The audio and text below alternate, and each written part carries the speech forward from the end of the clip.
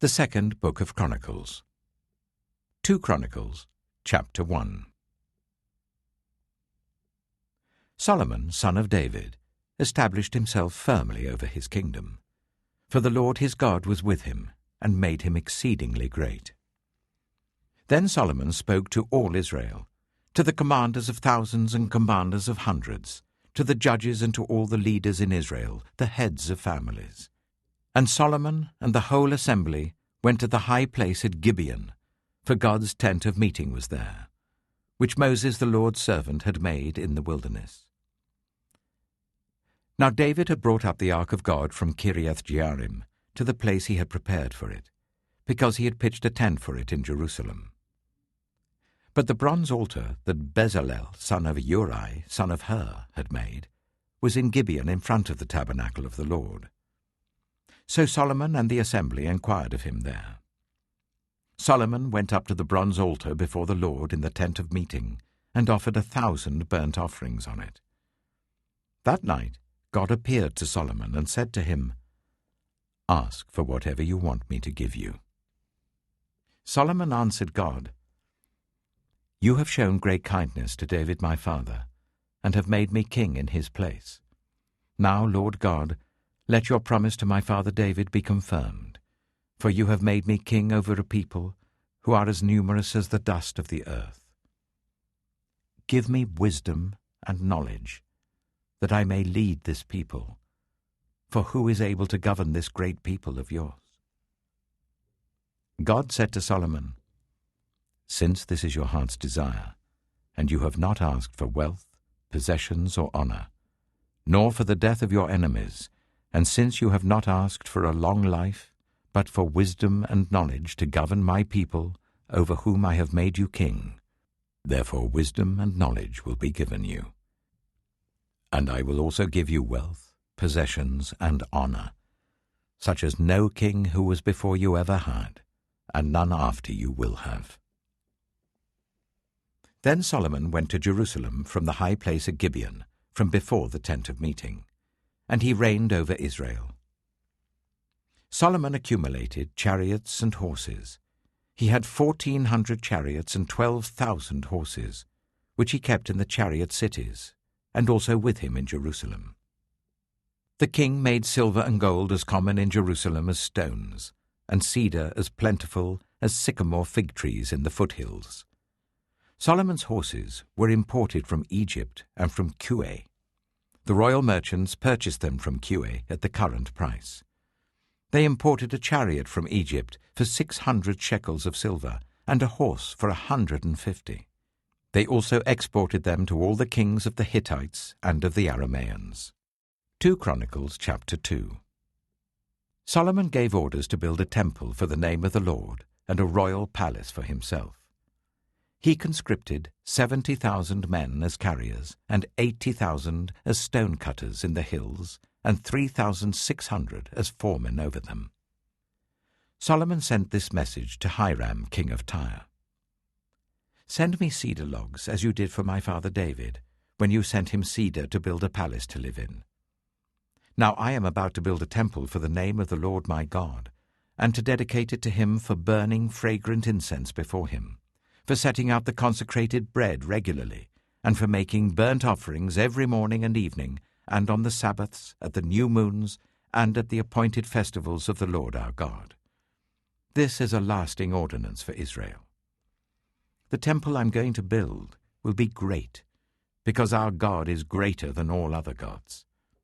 But who is able to build a temple for him, since the heavens, even the highest heavens, cannot contain him? Who then am I to build a temple for him, except as a place to burn sacrifices before him? Send me, therefore, a man skilled to work in gold and silver, bronze and iron, and in purple, crimson, and blue yarn, and experienced in the art of engraving, to work in Judah and Jerusalem with my skilled workers, whom my father David provided. Send me also cedar, juniper, and algum logs from Lebanon, for I know that your servants are skilled in cutting timber there. My servants shall work with yours, to provide me with plenty of timber, because the temple I build must be large and magnificent. I will give your servants, the woodsmen who cut the timber, 20,000 cors of ground wheat, 20,000 cors of barley, 20,000 baths of wine, and 20,000 baths of olive oil. Hiram, king of Tyre, replied by letter to Solomon, "Because the Lord loves his people, he has made you their king." And Hiram added, "Praise be to the Lord, the God of Israel, who made heaven and earth. He has given King David a wise son, endowed with intelligence and discernment, who will build a temple for the Lord and a palace for himself. I am sending you Huram-Abi, a man of great skill, whose mother was from Dan, and whose father was from Tyre. He is trained to work in gold and silver, bronze and iron, stone and wood, and with purple and blue and crimson yarn, and fine linen. He is experienced in all kinds of engraving, and can execute any design given to him. He will work with your skilled workers, and with those of my lord David your father. Now let my lord send his servants the wheat and barley and the olive oil and wine he promised, and we will cut all the logs from Lebanon that you need, and will float them as rafts by sea down to Joppa. You can then take them up to Jerusalem." Solomon took a census of all the foreigners residing in Israel, after the census his father David had taken, and they were found to be 153,600. He assigned 70,000 of them to be carriers, and 80,000 to be stone cutters in the hills, with 3,600 foremen over them to keep the people working. 2 Chronicles chapter 3. Then Solomon began to build the temple of the Lord in Jerusalem on Mount Moriah, where the Lord had appeared to his father David. It was on the threshing floor of Araunah the Jebusite, the place provided by David. He began building on the 2nd day of the 2nd month in the 4th year of his reign. The foundation Solomon laid for building the temple of God was 60 cubits long and 20 cubits wide, using the cubit of the old standard. The portico at the front of the temple was 20 cubits long across the width of the building and 20 cubits high. He overlaid the inside with pure gold.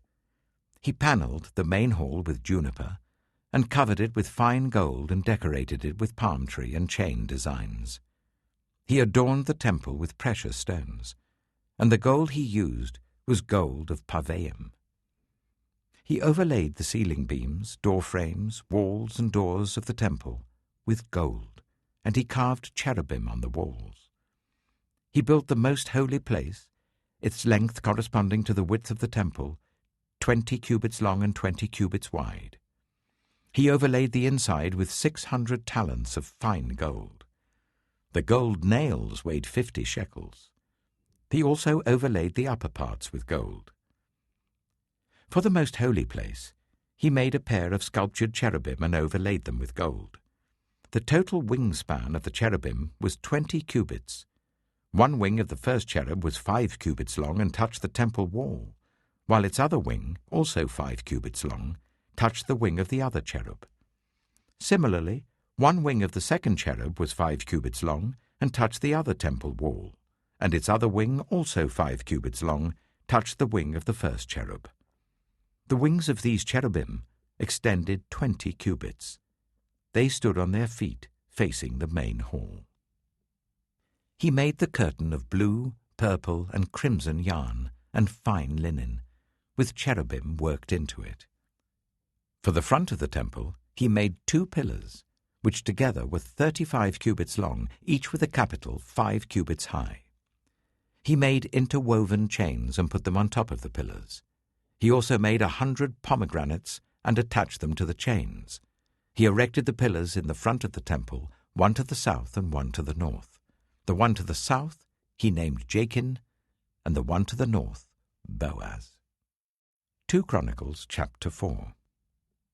He made a bronze altar, 20 cubits long, 20 cubits wide, and 10 cubits high. He made the sea of cast metal, circular in shape, measuring 10 cubits from rim to rim and 5 cubits high. It took a line of 30 cubits to measure round it. Below the rim, figures of bulls encircled it, 10 to a cubit. The bulls were cast in 2 rows in one piece with the sea. The sea stood on 12 bulls, 3 facing north, 3 facing west, 3 facing south, and 3 facing east. The sea rested on top of them, and their hind quarters were towards the centre. It was a hand-breadth in thickness, and its rim was like the rim of a cup, like a lily blossom. It held 3,000 baths. He then made 10 basins for washing, and placed 5 on the south side and 5 on the north. In them the things to be used for the burnt offerings were rinsed, but the sea was to be used by the priests for washing. He made 10 gold lampstands according to the specifications for them, and placed them in the temple, 5 on the south side and 5 on the north. He made 10 tables and placed them in the temple, 5 on the south side and 5 on the north. He also made 100 gold sprinkling bowls. He made the courtyard of the priests, and the large court and the doors for the court, and overlaid the doors with bronze. He placed the sea on the south side, at the southeast corner. And Huram also made the pots and shovels and sprinkling bowls. So Huram finished the work he had undertaken for King Solomon in the temple of God. The 2 pillars, the 2 bowl-shaped capitals on top of the pillars, the 2 sets of network decorating the 2 bowl-shaped capitals on top of the pillars, the 400 pomegranates for the 2 sets of network, 2 rows of pomegranates for each network, decorating the bowl-shaped capitals on top of the pillars, the stands with their basins, the sea and the 12 bulls under it, the pots, shovels, meat forks, and all related articles. All the objects that Huram-Abi made for King Solomon for the temple of the Lord were of polished bronze. The king had them cast in clay moulds in the plain of the Jordan between Succoth and Zarethan. All these things that Solomon made amounted to so much that the weight of the bronze could not be calculated. Solomon also made all the furnishings that were in God's temple, the golden altar, the tables on which was the bread of the presence, the lampstands of pure gold with their lamps, to burn in front of the inner sanctuary as prescribed, the gold floral work, and lamps and tongs. They were solid gold.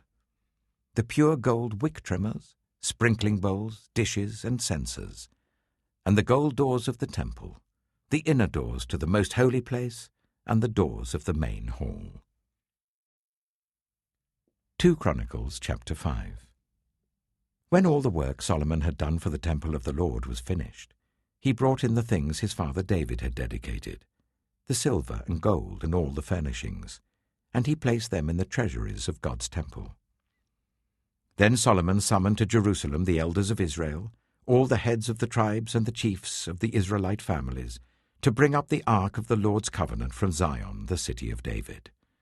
And all the Israelites came together to the king at the time of the festival, in the 7th month. When all the elders of Israel had arrived, the Levites took up the ark, and they brought up the ark and the tent of meeting and all the sacred furnishings in it. The Levitical priests carried them up, and King Solomon and the entire assembly of Israel that had gathered about him were before the ark, sacrificing so many sheep and cattle that they could not be recorded or counted. The priests then brought the ark of the Lord's covenant to its place in the inner sanctuary of the temple, the most holy place, and put it beneath the wings of the cherubim. The cherubim spread their wings over the place of the ark and covered the ark and its carrying poles. These poles were so long that their ends, extending from the ark, could be seen from in front of the inner sanctuary, but not from outside the holy place, and they are still there today. There was nothing in the ark except the 2 tablets that Moses had placed in it at Horeb, where the Lord made a covenant with the Israelites after they came out of Egypt. The priests then withdrew from the holy place. All the priests who were there had consecrated themselves, regardless of their divisions. All the Levites who were musicians, Asaph, Heman, Jeduthun, and their sons and relatives, stood on the east side of the altar, dressed in fine linen and playing cymbals, harps, and lyres. They were accompanied by 120 priests sounding trumpets. The trumpeters and musicians joined in unison to give praise and thanks to the Lord. Accompanied by trumpets, cymbals, and other instruments, the singers raised their voices in praise to the Lord and sang, "He is good, his love endures forever." Then the temple of the Lord was filled with the cloud, and the priests could not perform their service because of the cloud, for the glory of the Lord filled the temple of God. 2 Chronicles chapter 6. Then Solomon said, "The Lord has said that he would dwell in a dark cloud. I have built a magnificent temple for you, a place for you to dwell forever." While the whole assembly of Israel was standing there, the king turned round and blessed them. Then he said, "Praise be to the Lord, the God of Israel, who with his hands has fulfilled what he promised with his mouth to my father David. For he said, 'Since the day I brought my people out of Egypt, I have not chosen a city in any tribe of Israel to have a temple built, so that my name might be there, nor have I chosen anyone to be ruler over my people Israel. But now I have chosen Jerusalem for my name to be there, and I have chosen David to rule my people Israel.' My father David had it in his heart to build a temple for the name of the Lord, the God of Israel. But the Lord said to my father David, 'You did well to have it in your heart to build a temple for my name. Nevertheless, you are not the one to build the temple, but your son, your own flesh and blood. He is the one who will build the temple for my name.' The Lord has kept the promise he made. I have succeeded David my father, and now I sit on the throne of Israel just as the Lord promised, and I have built the temple for the name of the Lord, the God of Israel. There I have placed the ark, in which is the covenant of the Lord that he made with the people of Israel." Then Solomon stood before the altar of the Lord in front of the whole assembly of Israel and spread out his hands. Now he had made a bronze platform, 5 cubits long, 5 cubits wide, and 3 cubits high, and had placed it in the center of the outer court. He stood on the platform, and then knelt down before the whole assembly of Israel, and spread out his hands towards heaven. He said, "Lord, the God of Israel, there is no God like you in heaven or on earth. You who keep your covenant of love with your servants, who continue wholeheartedly in your way. You have kept your promise to your servant David my father. With your mouth you have promised, and with your hand you have fulfilled it, as it is today. Now, Lord, the God of Israel, keep for your servant David my father the promises you made to him when you said, 'You shall never fail to have a successor to sit before me on the throne of Israel, if only your descendants are careful in all they do, to walk before me according to my law as you have done.' And now, Lord, the God of Israel, let your word that you promised your servant David come true. But will God really dwell on earth with humans? The heavens, even the highest heavens, cannot contain you. How much less this temple that I have built? Yet, Lord my God, give attention to your servant's prayer and his plea for mercy. Hear the cry and the prayer that your servant is praying in your presence.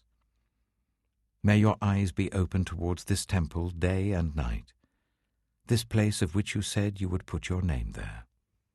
May you hear the prayer your servant prays towards this place.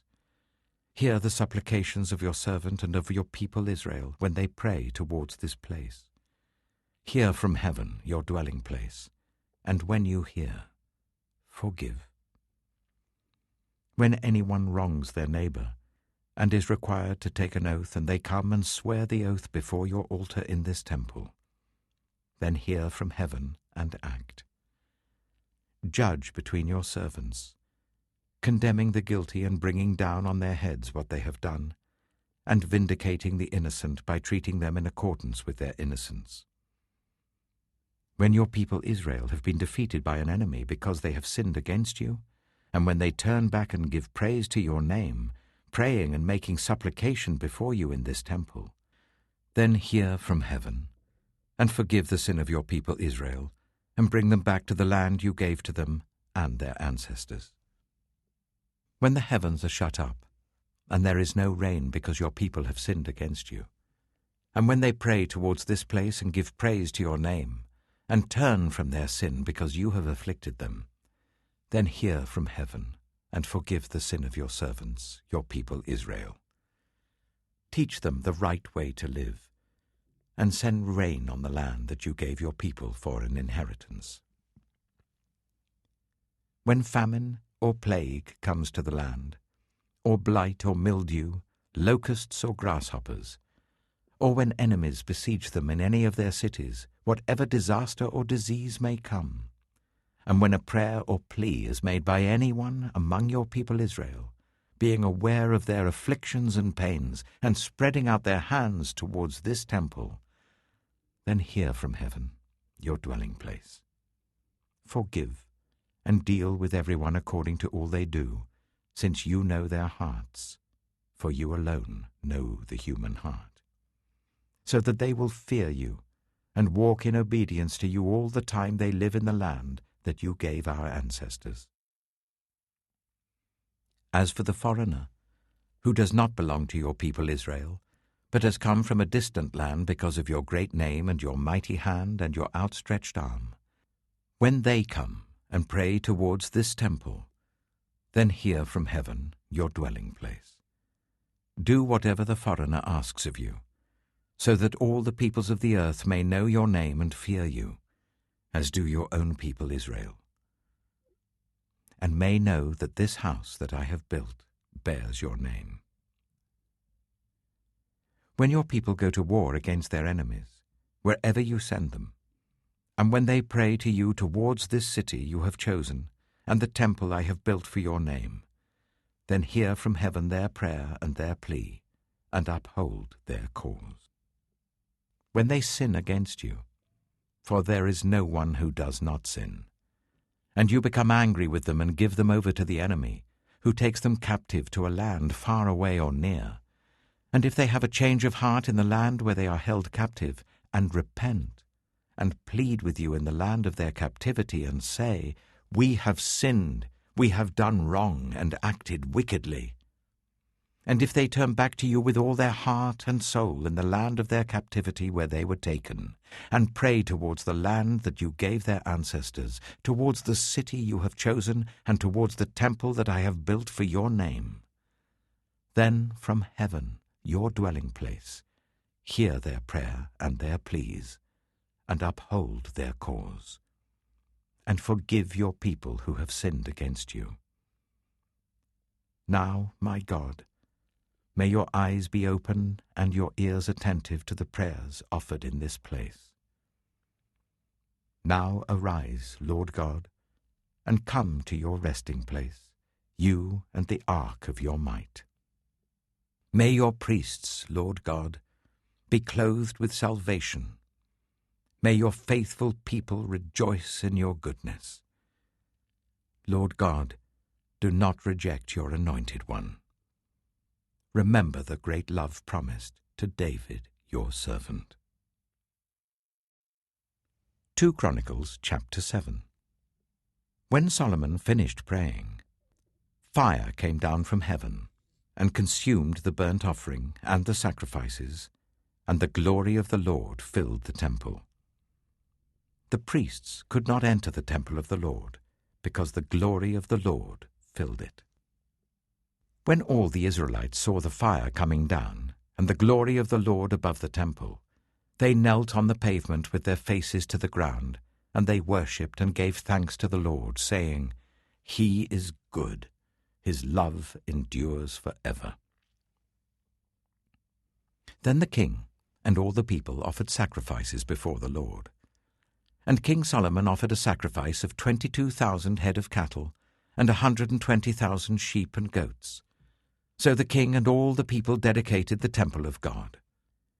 The priests took up their positions, as did the Levites with the Lord's musical instruments, which King David had made for praising the Lord, and which were used when he gave thanks, saying, "His love endures forever." Opposite the Levites, the priests blew their trumpets, and all the Israelites were standing. Solomon consecrated the middle part of the courtyard in front of the temple of the Lord, and there he offered burnt offerings and the fat of the fellowship offerings, because the bronze altar he had made could not hold the burnt offerings, the grain offerings, and the fat portions. So Solomon observed the festival at that time for 7 days, and all Israel with him, a vast assembly, people from Lebo Hamath to the Wadi of Egypt.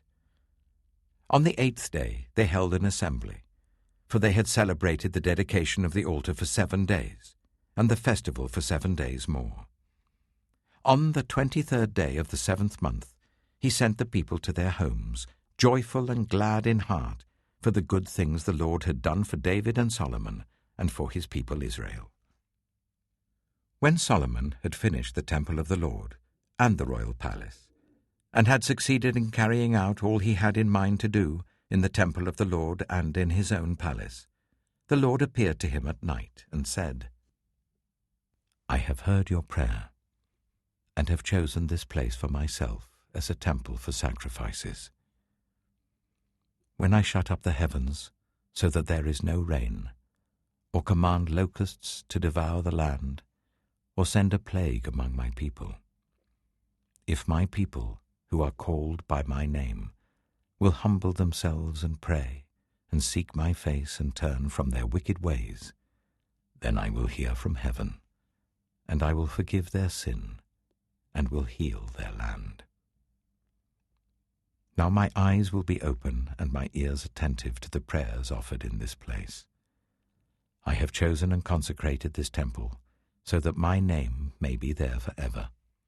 My eyes and my heart will always be there. As for you, if you walk before me faithfully, as David your father did, and do all I command, and observe my decrees and laws, I will establish your royal throne as I covenanted with David your father when I said, 'You shall never fail to have a successor to rule over Israel.' But if you turn away and forsake the decrees and commands I have given you, and go off to serve other gods and worship them, then I will uproot Israel from my land, which I have given them, and will reject this temple which I have consecrated for my name.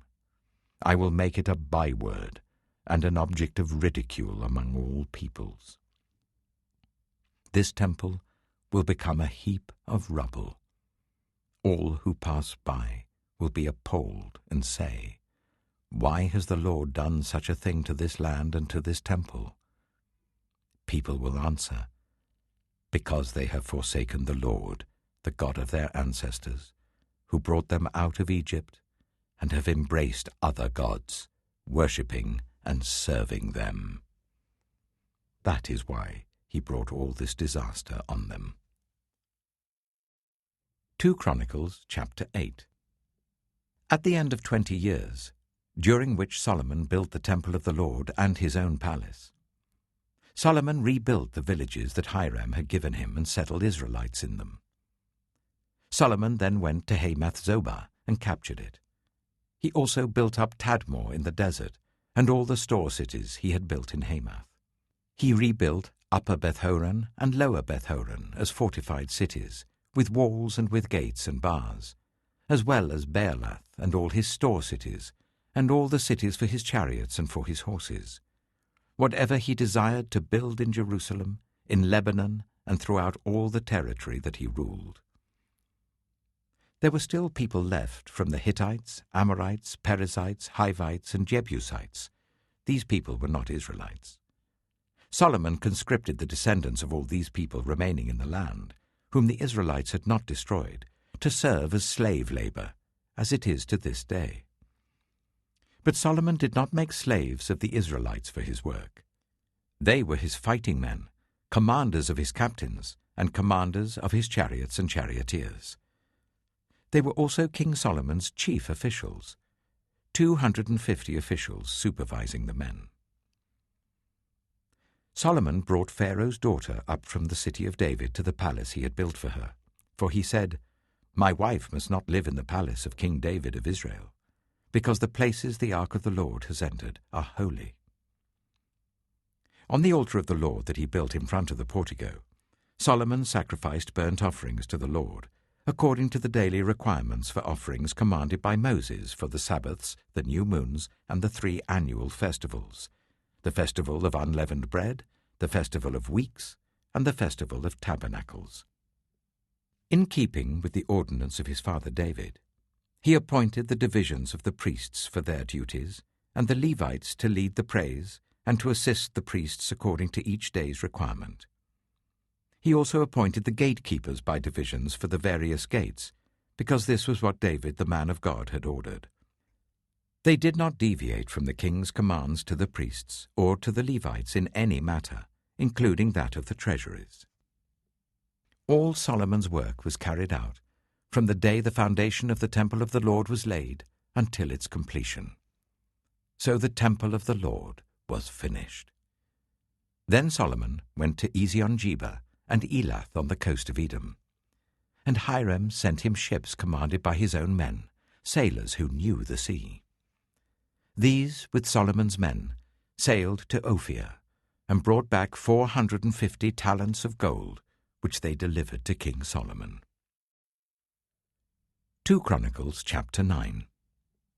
When the Queen of Sheba heard of Solomon's fame, she came to Jerusalem to test him with hard questions.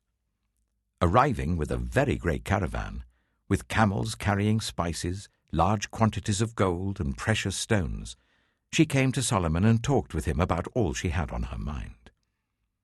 Solomon answered all her questions. Nothing was too hard for him to explain to her. When the Queen of Sheba saw the wisdom of Solomon, as well as the palace he had built, the food on his table, the seating of his officials, the attending servants in their robes, the cupbearers in their robes, and the burnt offerings he made at the temple of the Lord, she was overwhelmed. She said to the king, "The report I heard in my own country about your achievements and your wisdom is true. But I did not believe what they said until I came and saw with my own eyes. Indeed, not even half the greatness of your wisdom was told me. You have far exceeded the report I heard. How happy your people must be! How happy your officials, who continually stand before you and hear your wisdom! Praise be to the Lord your God, who has delighted in you and placed you on his throne as king to rule for the Lord your God. Because of the love of your God for Israel and his desire to uphold them forever, he has made you king over them, to maintain justice and righteousness." Then she gave the king 120 talents of gold, large quantities of spices and precious stones. There had never been such spices as those the Queen of Sheba gave to King Solomon. The servants of Hiram and the servants of Solomon brought gold from Ophir. They also brought algum wood and precious stones. The king used the algum wood to make steps for the temple of the Lord and for the royal palace, and to make harps and lyres for the musicians. Nothing like them had ever been seen in Judah. King Solomon gave the Queen of Sheba all she desired and asked for. He gave her more than she had brought to him. Then she left and returned with her retinue to her own country. The weight of the gold that Solomon received yearly was 666 talents, not including the revenues brought in by merchants and traders. Also, all the kings of Arabia and the governors of the territories brought gold and silver to Solomon. King Solomon made 200 large shields of hammered gold. 600 shekels of hammered gold went into each shield. He also made 300 small shields of hammered gold, with 300 shekels of gold in each shield. The king put them in the palace of the forest of Lebanon. Then the king made a great throne covered with ivory and overlaid with pure gold. The throne had 6 steps, and a footstool of gold was attached to it. On both sides of the seat were armrests, with a lion standing beside each of them. 12 lions stood on the 6 steps, one at either end of each step. Nothing like it had ever been made for any other kingdom. All King Solomon's goblets were gold, and all the household articles in the palace of the forest of Lebanon were pure gold. Nothing was made of silver, because silver was considered of little value in Solomon's day. The king had a fleet of trading ships, manned by Hiram's servants. Once every 3 years it returned, carrying gold, silver, and ivory, and apes and baboons. King Solomon was greater in riches and wisdom than all the other kings of the earth. All the kings of the earth sought audience with Solomon to hear the wisdom God had put in his heart. Year after year, everyone who came brought a gift, articles of silver and gold, and robes, weapons, and spices, and horses and mules. Solomon had 4,000 stalls for horses and chariots, and 12,000 horses, which he kept in the chariot cities, and also with him in Jerusalem. He ruled over all the kings from the river Euphrates to the land of the Philistines, as far as the border of Egypt.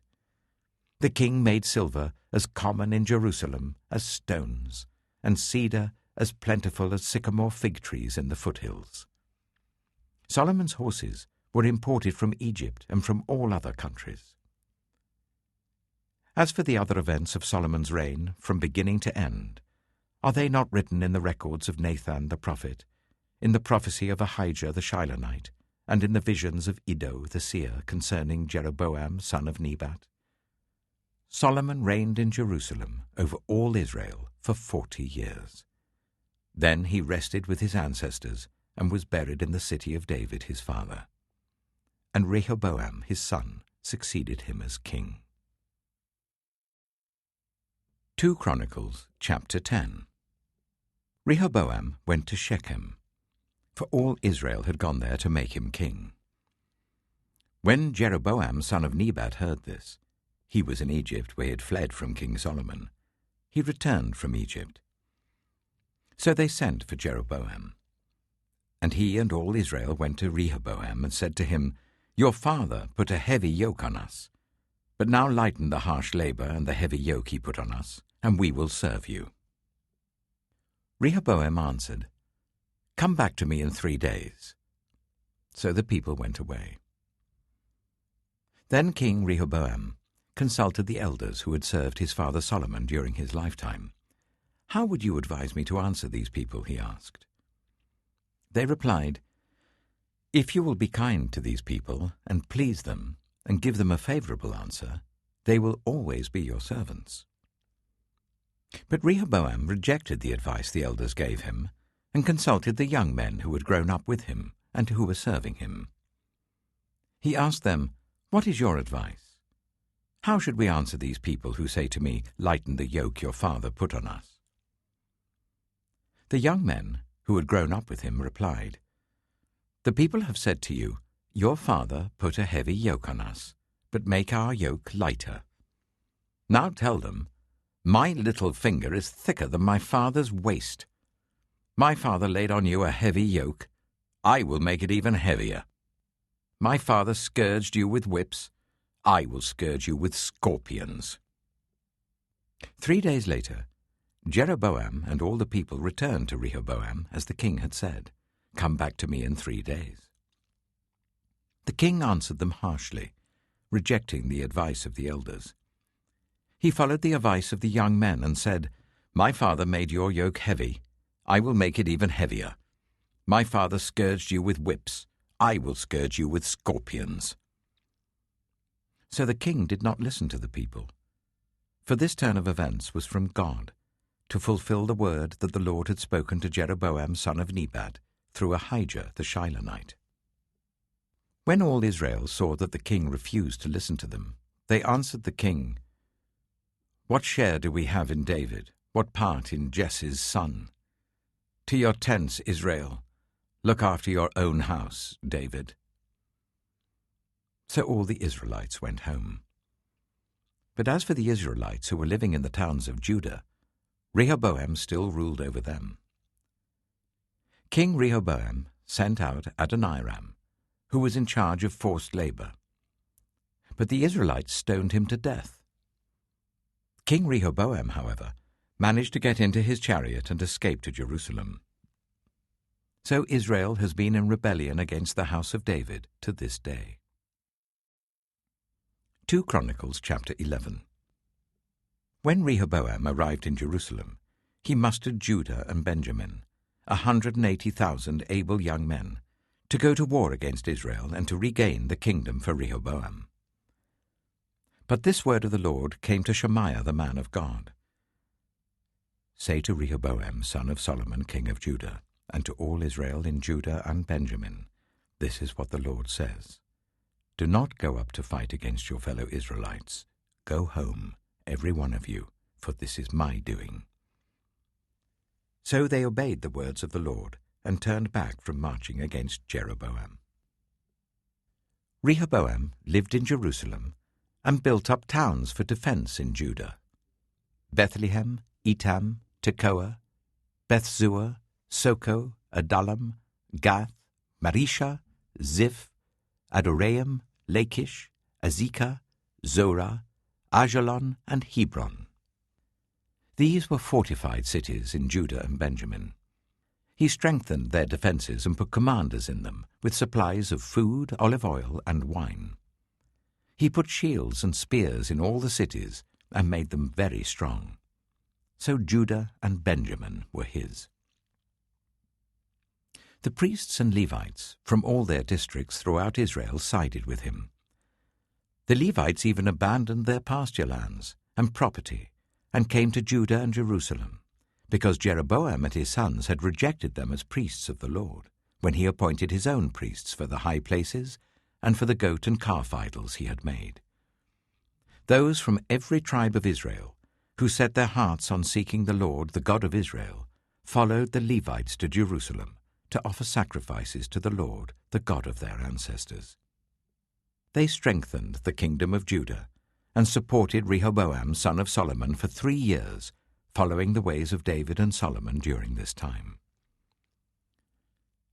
Rehoboam married Mahalath, who was the daughter of David's son Jerimoth, and Abihail, the daughter of Jesse's son Eliab.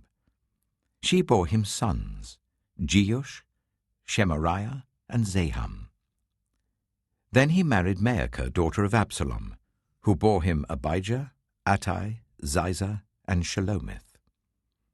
Rehoboam loved Maacah, daughter of Absalom, more than any of his other wives and concubines. In all, he had 18 wives and 60 concubines, 28 sons, and 60 daughters. Rehoboam appointed Abijah, son of Maacah, as crown prince among his brothers, in order to make him king. He acted wisely, dispersing some of his sons throughout the districts of Judah and Benjamin, and to all the fortified cities. He gave them abundant provisions, and took many wives for them. 2 Chronicles chapter 12. After Rehoboam's position as king was established, and he had become strong, he and all Israel with him abandoned the law of the Lord. Because they had been unfaithful to the Lord, Shishak, king of Egypt, attacked Jerusalem in the 5th year of King Rehoboam. With 1,200 chariots and 60,000 horsemen, and the innumerable troops of Libyans, Sukkites, and Cushites that came with him from Egypt, he captured the fortified cities of Judah and came as far as Jerusalem. Then the prophet Shemaiah came to Rehoboam and to the leaders of Judah who had assembled in Jerusalem for fear of Shishak, and he said to them, "This is what the Lord says. You have abandoned me, therefore I now abandon you to Shishak." The leaders of Israel and the king humbled themselves and said, "The Lord is just." When the Lord saw that they humbled themselves, this word of the Lord came to Shemaiah: "Since they have humbled themselves, I will not destroy them, but will soon give them deliverance. My wrath will not be poured out on Jerusalem through Shishak. They will, however, become subject to him, so that they may learn the difference between serving me and serving the kings of other lands." When Shishak, king of Egypt, attacked Jerusalem, he carried off the treasures of the temple of the Lord and the treasures of the royal palace. He took everything, including the gold shields that Solomon had made. So King Rehoboam made bronze shields to replace them, and assigned these to the commanders of the guard on duty at the entrance to the royal palace. Whenever the king went to the Lord's temple, the guards went with him bearing the shields, and afterwards they returned them to the guard room. Because Rehoboam humbled himself, the Lord's anger turned from him, and he was not totally destroyed. Indeed, there was some good in Judah. King Rehoboam established himself firmly in Jerusalem and continued as king. He was 41 years old when he became king, and he reigned for 17 years in Jerusalem, the city the Lord had chosen out of all the tribes of Israel in which to put his name. His mother's name was Naamah. She was an Ammonite. He did evil because he had not set his heart on seeking the Lord. As for the events of Rehoboam's reign from beginning to end, are they not written in the records of Shemaiah the prophet and of Iddo the seer that deal with the genealogies? There was continual warfare between Rehoboam and Jeroboam. Rehoboam rested with his ancestors and was buried in the city of David, and Abijah, his son, succeeded him as king. 2 Chronicles chapter 13. In the 18th year of the reign of Jeroboam, Abijah became king of Judah, and he reigned in Jerusalem for 3 years. His mother's name was Maacah, a daughter of Uriel of Gibeah. There was war between Abijah and Jeroboam. Abijah went into battle with an army of 400,000 able fighting men, and Jeroboam drew up a battle line against him with 800,000 able troops.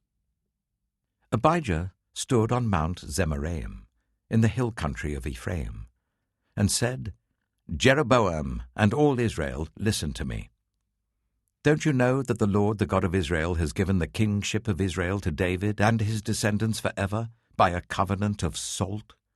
Yet Jeroboam, son of Nebat, an official of Solomon, son of David, rebelled against his master.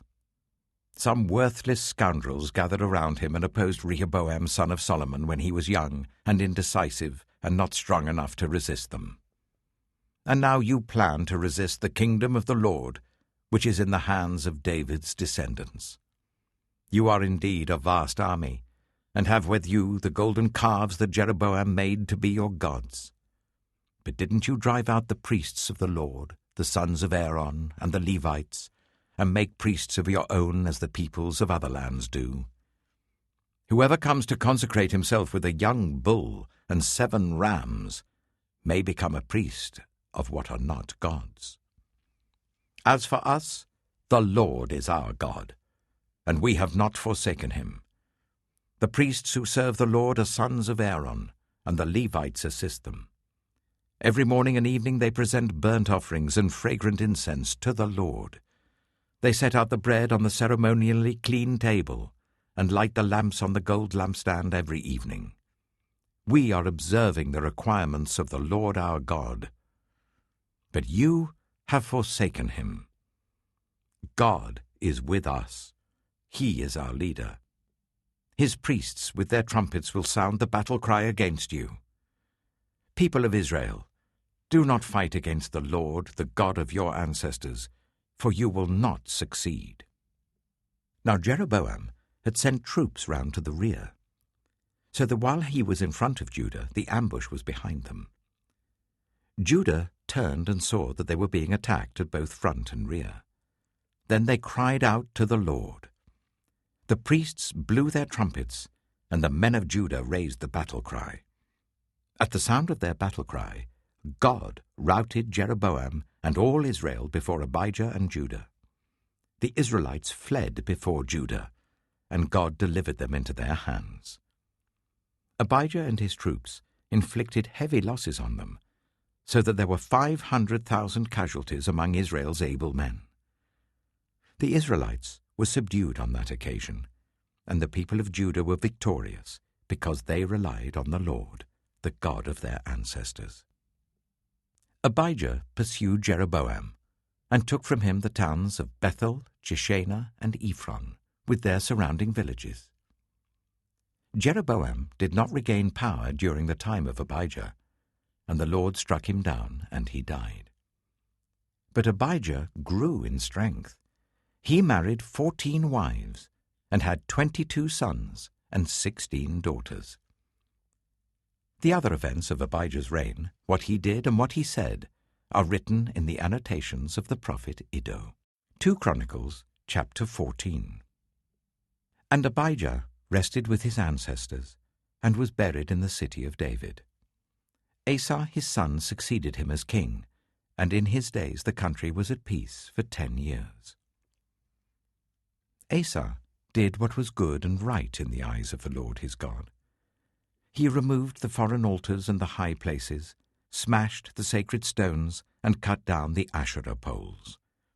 He commanded Judah to seek the Lord, the God of their ancestors, and to obey his laws and commands.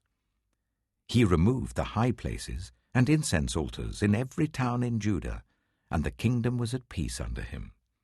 He built up the fortified cities of Judah, since the land was at peace. No one was at war with him during those years, for the Lord gave him rest.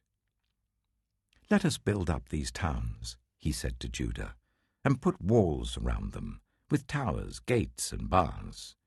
The land is still ours, because we have sought the Lord our God. We sought him, and he has given us rest on every side." So they built and prospered. Asa had an army of 300,000 men from Judah, equipped with large shields and with spears, and 280,000 from Benjamin, armed with small shields and with bows.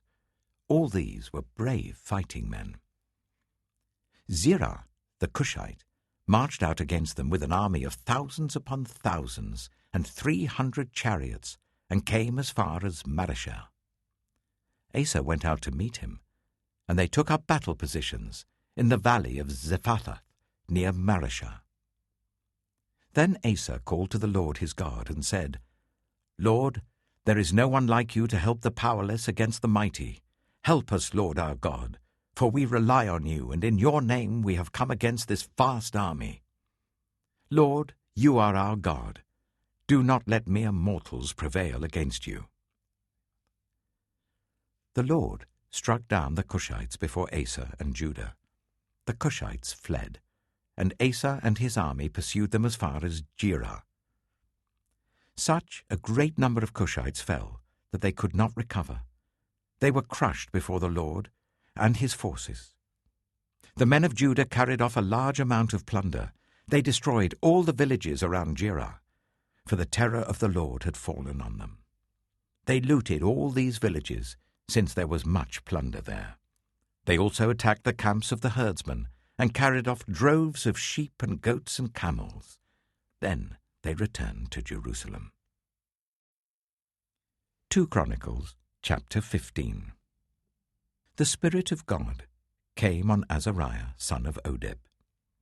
He went out to meet Asa and said to him, "Listen to me, Asa and all Judah and Benjamin. The Lord is with you when you are with him. If you seek him, he will be found by you.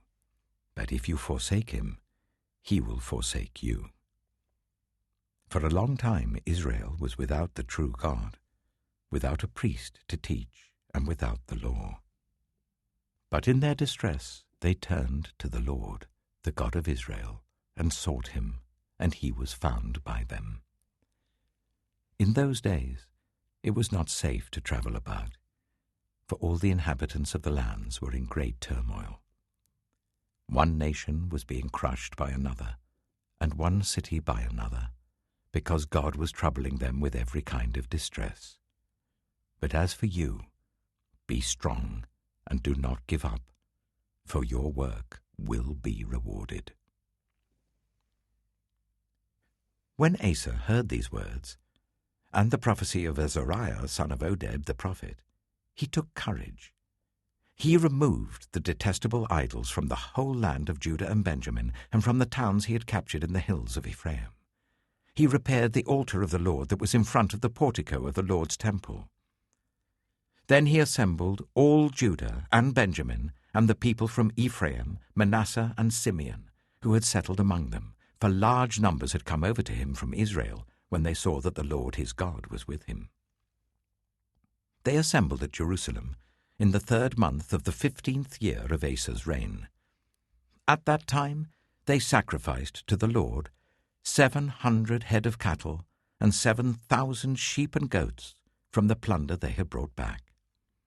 They entered into a covenant to seek the Lord, the God of their ancestors, with all their heart and soul.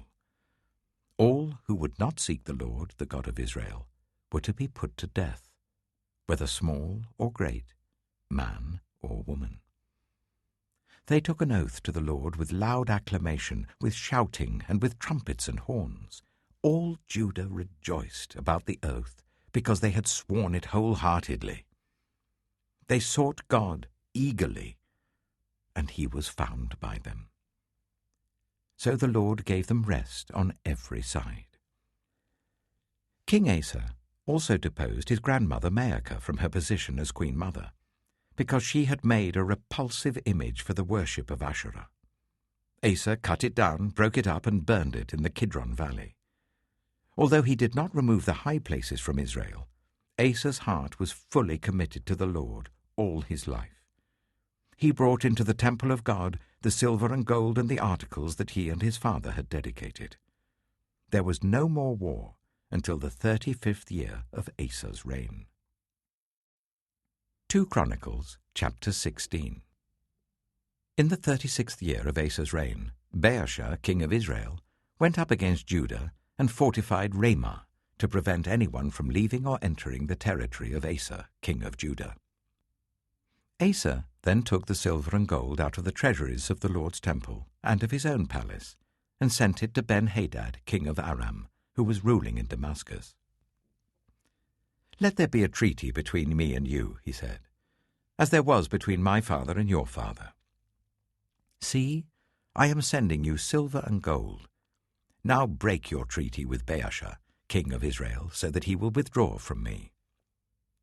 Ben-Hadad agreed with King Asa, and sent the commanders of his forces against the towns of Israel. They conquered Ijon, Dan, Abel-Maim, and all the store cities of Naphtali. When Baasha heard this, he stopped building Ramah and abandoned his work. Then King Asa brought all the men of Judah, and they carried away from Ramah the stones and timber Baasha had been using. With them he built up Geba and Mizpah. At that time Hanani the seer came to Asa, king of Judah, and said to him, "Because you relied on the king of Aram and not on the Lord your God, the army of the king of Aram has escaped from your hand. Were not the Cushites and Libyans a mighty army with great numbers of chariots and horsemen? Yet when you relied on the Lord, he delivered them into your hand. For the eyes of the Lord range throughout the earth to strengthen those whose hearts are fully committed to him. You have done a foolish thing, and from now on you will be at war." Asa was angry with the seer because of this.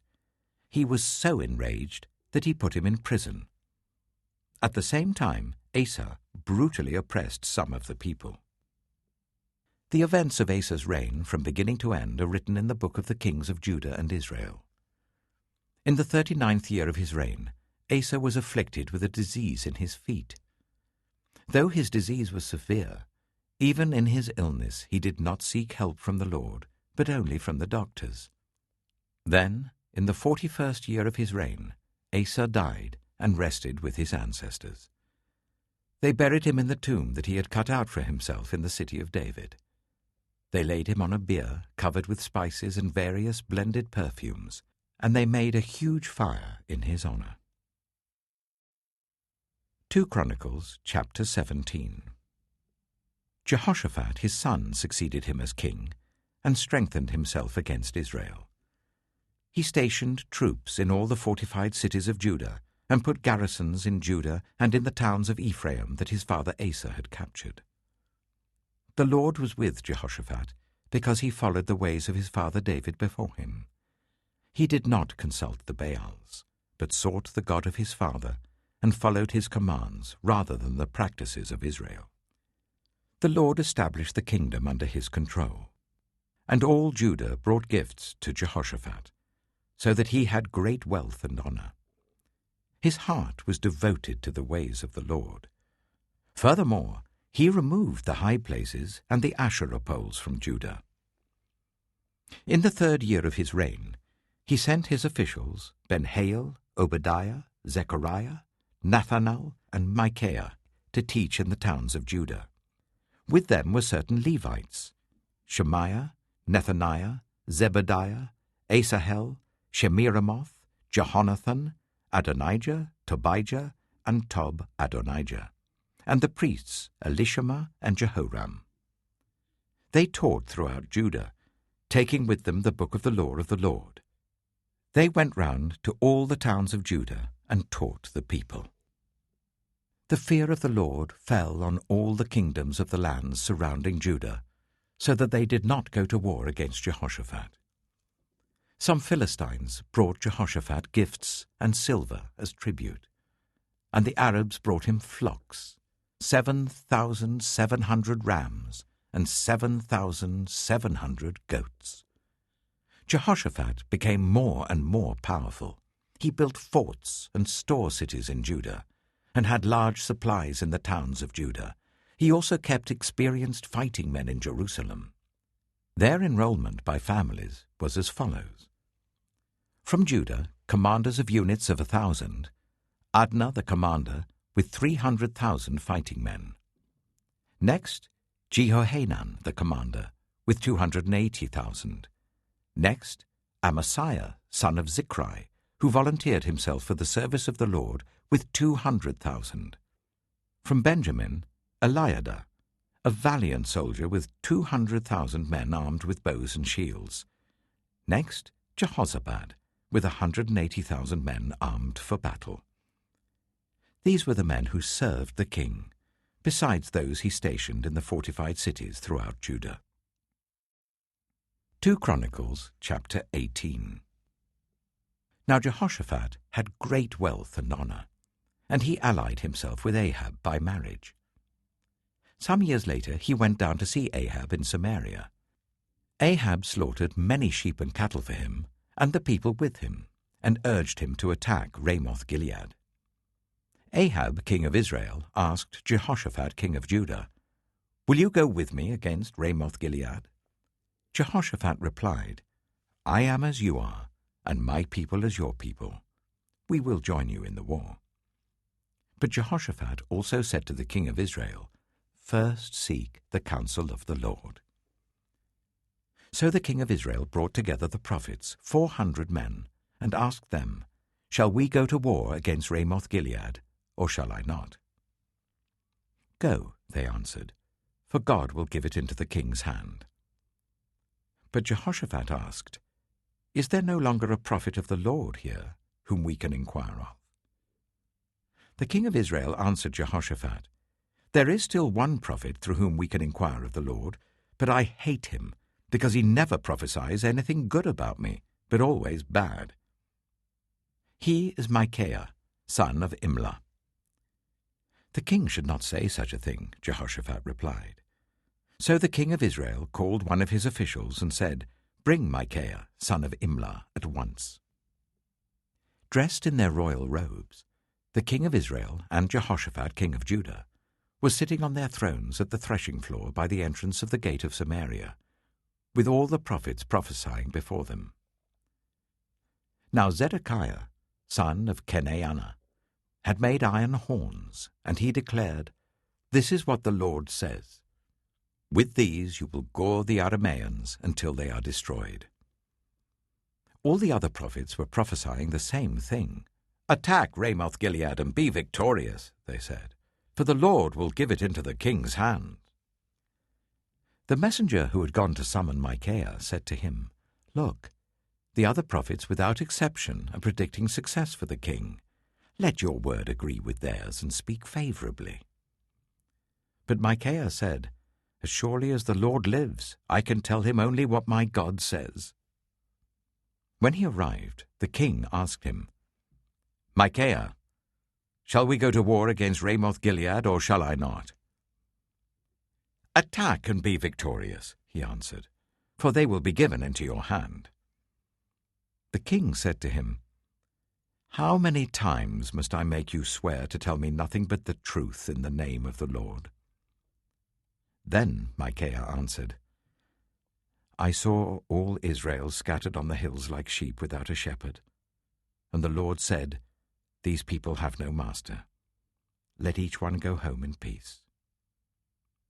The king of Israel said to Jehoshaphat, "Didn't I tell you that he never prophesies anything good about me, but only bad?" Micaiah continued, "Therefore hear the word of the Lord. I saw the Lord sitting on his throne, with all the multitudes of heaven standing on his right and on his left. And the Lord said, 'Who will entice Ahab, king of Israel, into attacking Ramoth-Gilead and going to his death there?'" One suggested this, and another that. Finally, a spirit came forward, stood before the Lord, and said, "I will entice him." "By what means?" the Lord asked. "I will go and be a deceiving spirit in the mouths of all his prophets," he said. "You will succeed in enticing him," said the Lord. "Go and do it." So now the Lord has put a deceiving spirit in the mouths of these prophets of yours. The Lord has decreed disaster for you." Then Zedekiah, son of Kenaniah, went up and slapped Micaiah in the face. "Which way did the Spirit from the Lord go when he went from me to speak to you?" he asked. Micaiah replied, "You will find out on the day you go to hide in an inner room." The king of Israel then ordered, "Take Micaiah, and send him back to Ammon, the ruler of the city, and to Joash, the king's son, and say, 'This is what the king says. Put this fellow in prison, and give him nothing but bread and water until I return safely.'" Micaiah declared, "If you ever return safely, the Lord has not spoken through me." Then he added, "Mark my words, all you people." So the king of Israel and Jehoshaphat, king of Judah, went up to Ramoth-Gilead. The king of Israel said to Jehoshaphat, "I will enter the battle in disguise, but you wear your royal robes." So the king of Israel disguised himself and went into battle. Now the king of Aram had ordered his chariot commanders, "Do not fight with anyone, small or great, except the king of Israel." When the chariot commanders saw Jehoshaphat, they thought, "This is the king of Israel." So they turned to attack him, but Jehoshaphat cried out, and the Lord helped him. God drew them away from him. For when the chariot commanders saw that he was not the king of Israel, they stopped pursuing him. But someone drew his bow at random and hit the king of Israel between the breastplate and the scale armor. The king told the chariot driver, "Wheel around and get me out of the fighting. I've been wounded." All day long the battle raged, and the king of Israel propped himself up in his chariot facing the Arameans until evening. Then at sunset he died. 2 Chronicles chapter 19. When Jehoshaphat, king of Judah, returned safely to his palace in Jerusalem, Jehu the seer, the son of Hanani, went out to meet him and said to the king, "Should you help the wicked and love those who hate the Lord? Because of this the wrath of the Lord is on you. There is, however, some good in you, for you have rid the land of the Asherah poles and have set your heart on seeking God." Jehoshaphat lived in Jerusalem, and he went out again among the people from Beersheba to the hill country of Ephraim, and turned them back to the Lord, the God of their ancestors. He appointed judges in the land, in each of the fortified cities of Judah. He told them, "Consider carefully what you do, because you are not judging for mere mortals, but for the Lord, who is with you whenever you give a verdict. Now let the fear of the Lord be on you. Judge carefully, for with the Lord our God there is no injustice or partiality or bribery." In Jerusalem also, Jehoshaphat appointed some of the Levites, priests, and heads of Israelite families to administer the law of the Lord and to settle disputes. And they lived in Jerusalem. He gave them these orders: You must serve faithfully and wholeheartedly in the fear of the Lord. In every case that comes before you from your people who live in the cities, whether bloodshed or other concerns of the law, commands, decrees, or regulations, you are to warn them not to sin against the Lord. Otherwise his wrath will come on you and your people. Do this, and you will not sin. Amariah, the chief priest, will be over you in any matter concerning the Lord, and Zebediah son of Ishmael, the leader of the tribe of Judah, will be over you in any matter concerning the king, and the Levites will serve as officials before you. Act with courage, and may the Lord be with those who do well. 2 Chronicles chapter 20. After this, the Moabites and Ammonites, with some of the Meunites, came to wage war against Jehoshaphat. Some people came and told Jehoshaphat, "A vast army is coming against you from Edom, from the other side of the Dead Sea. It is already in Hazazon Tamar," that is, En-gedi.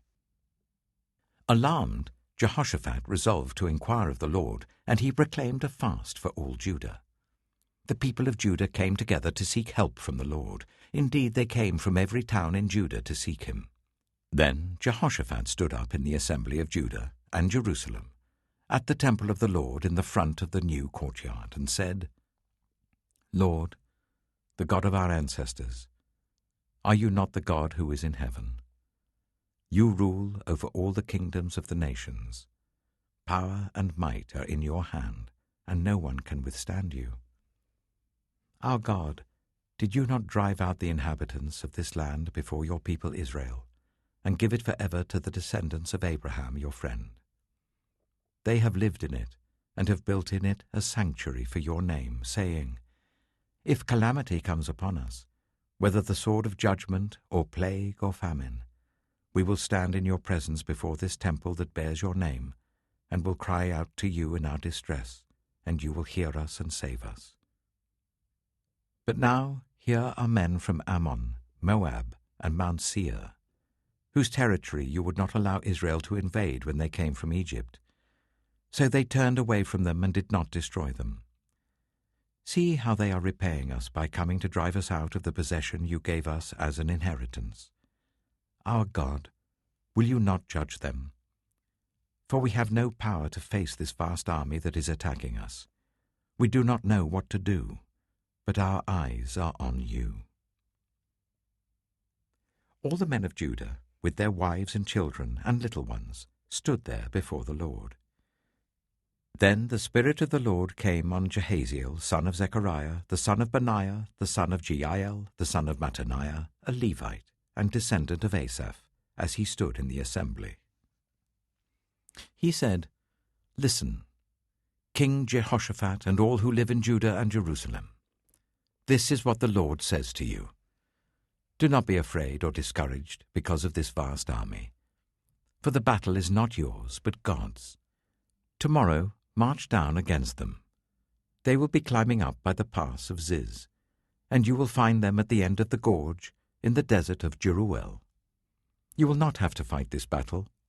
Take up your positions, stand firm, and see the deliverance the Lord will give you, Judah and Jerusalem. Do not be afraid, do not be discouraged. Go out to face them tomorrow, and the Lord will be with you."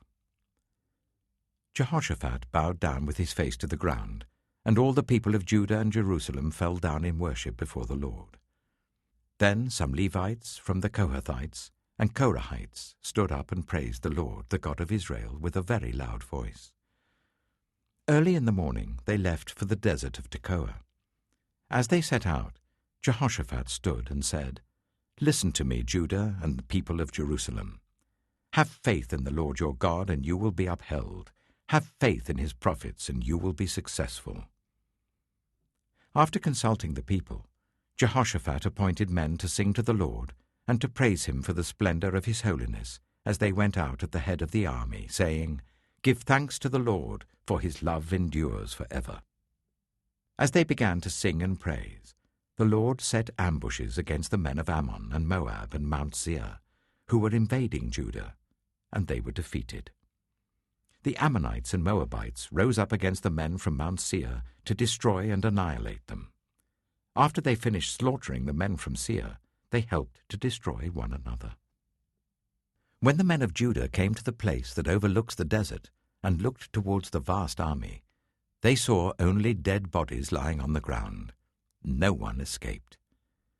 So Jehoshaphat and his men went to carry off their plunder, and they found among them a great amount of equipment and clothing, and also articles of value, more than they could take away.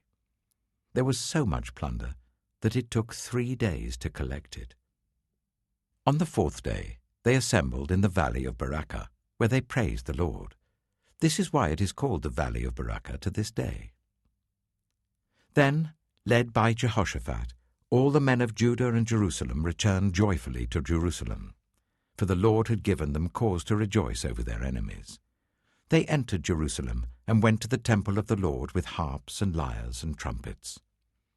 The fear of God came on all the surrounding kingdoms when they heard how the Lord had fought against the enemies of Israel, and the kingdom of Jehoshaphat was at peace, for his God had given him rest on every side. So Jehoshaphat reigned over Judah.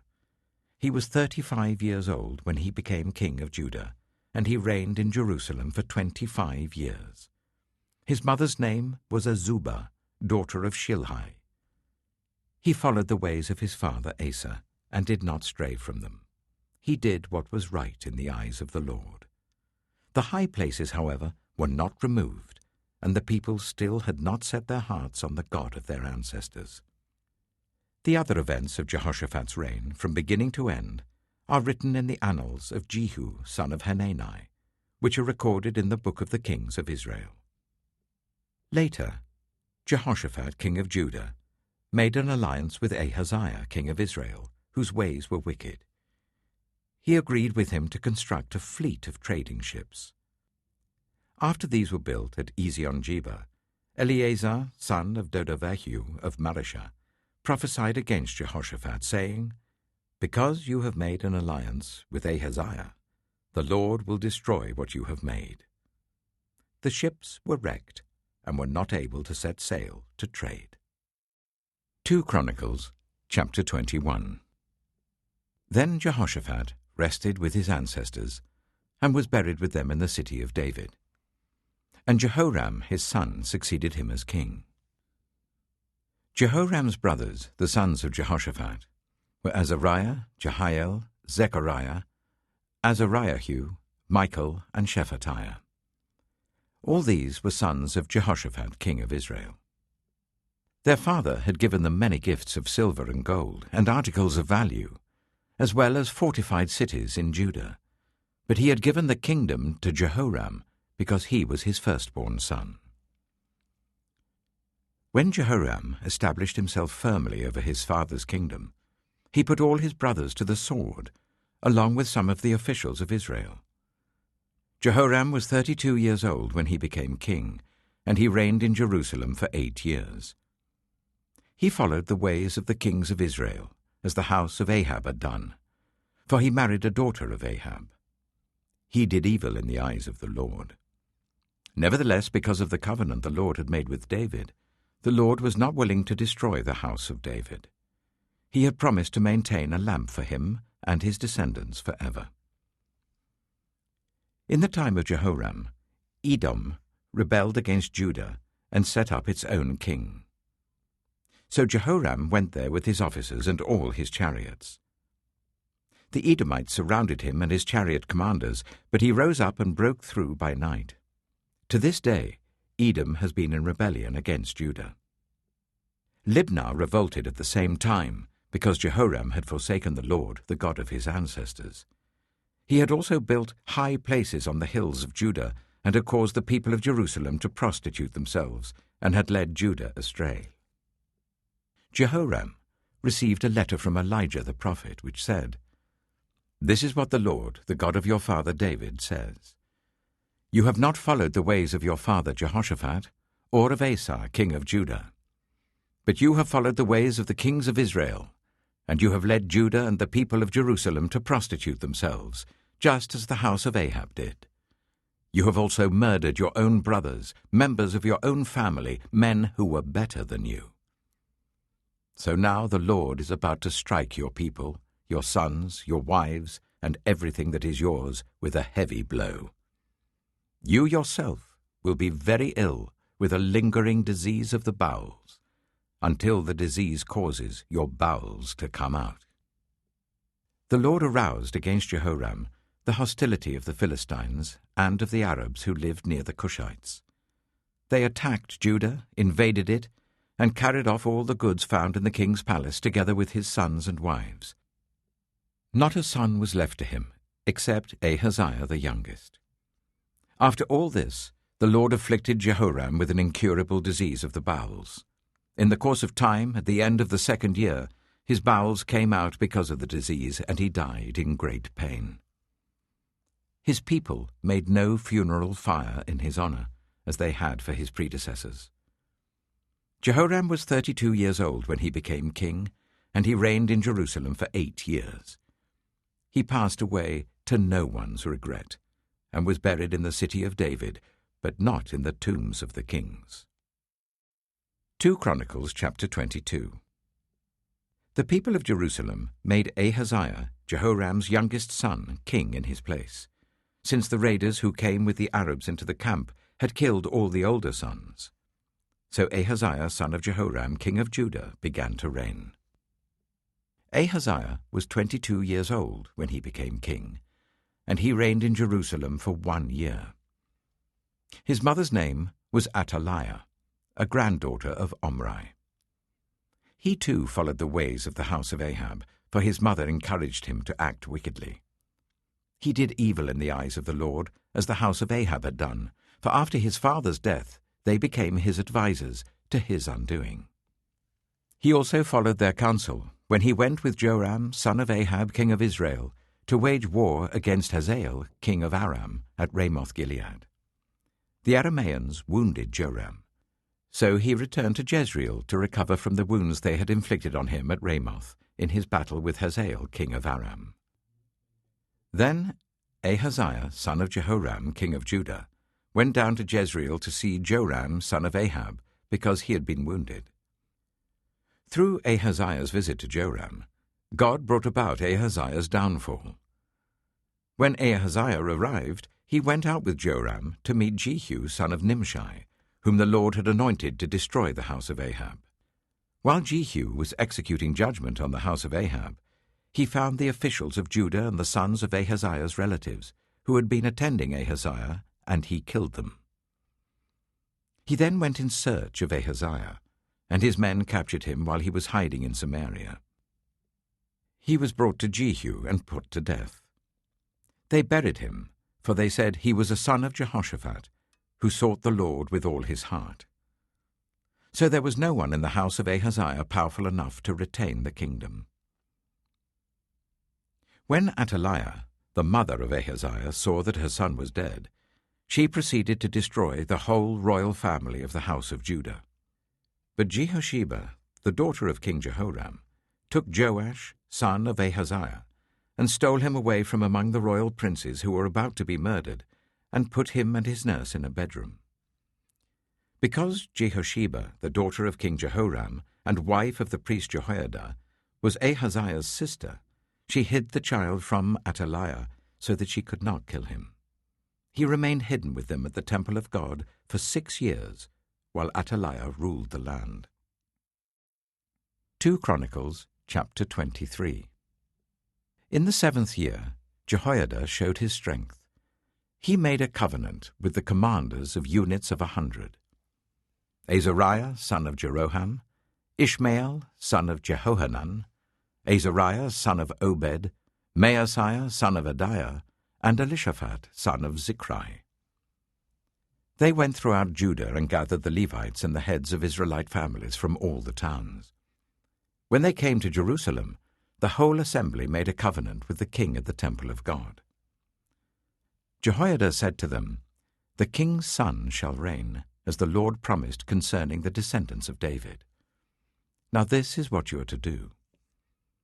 1/3 of you priests and Levites, who are going on duty on the Sabbath, are to keep watch at the doors, a third of you at the royal palace, a third at the foundation gate, and all the others are to be in the courtyards of the temple of the Lord. No one is to enter the temple of the Lord except the priests and Levites on duty. They may enter because they are consecrated, but all the others are to observe the Lord's command not to enter.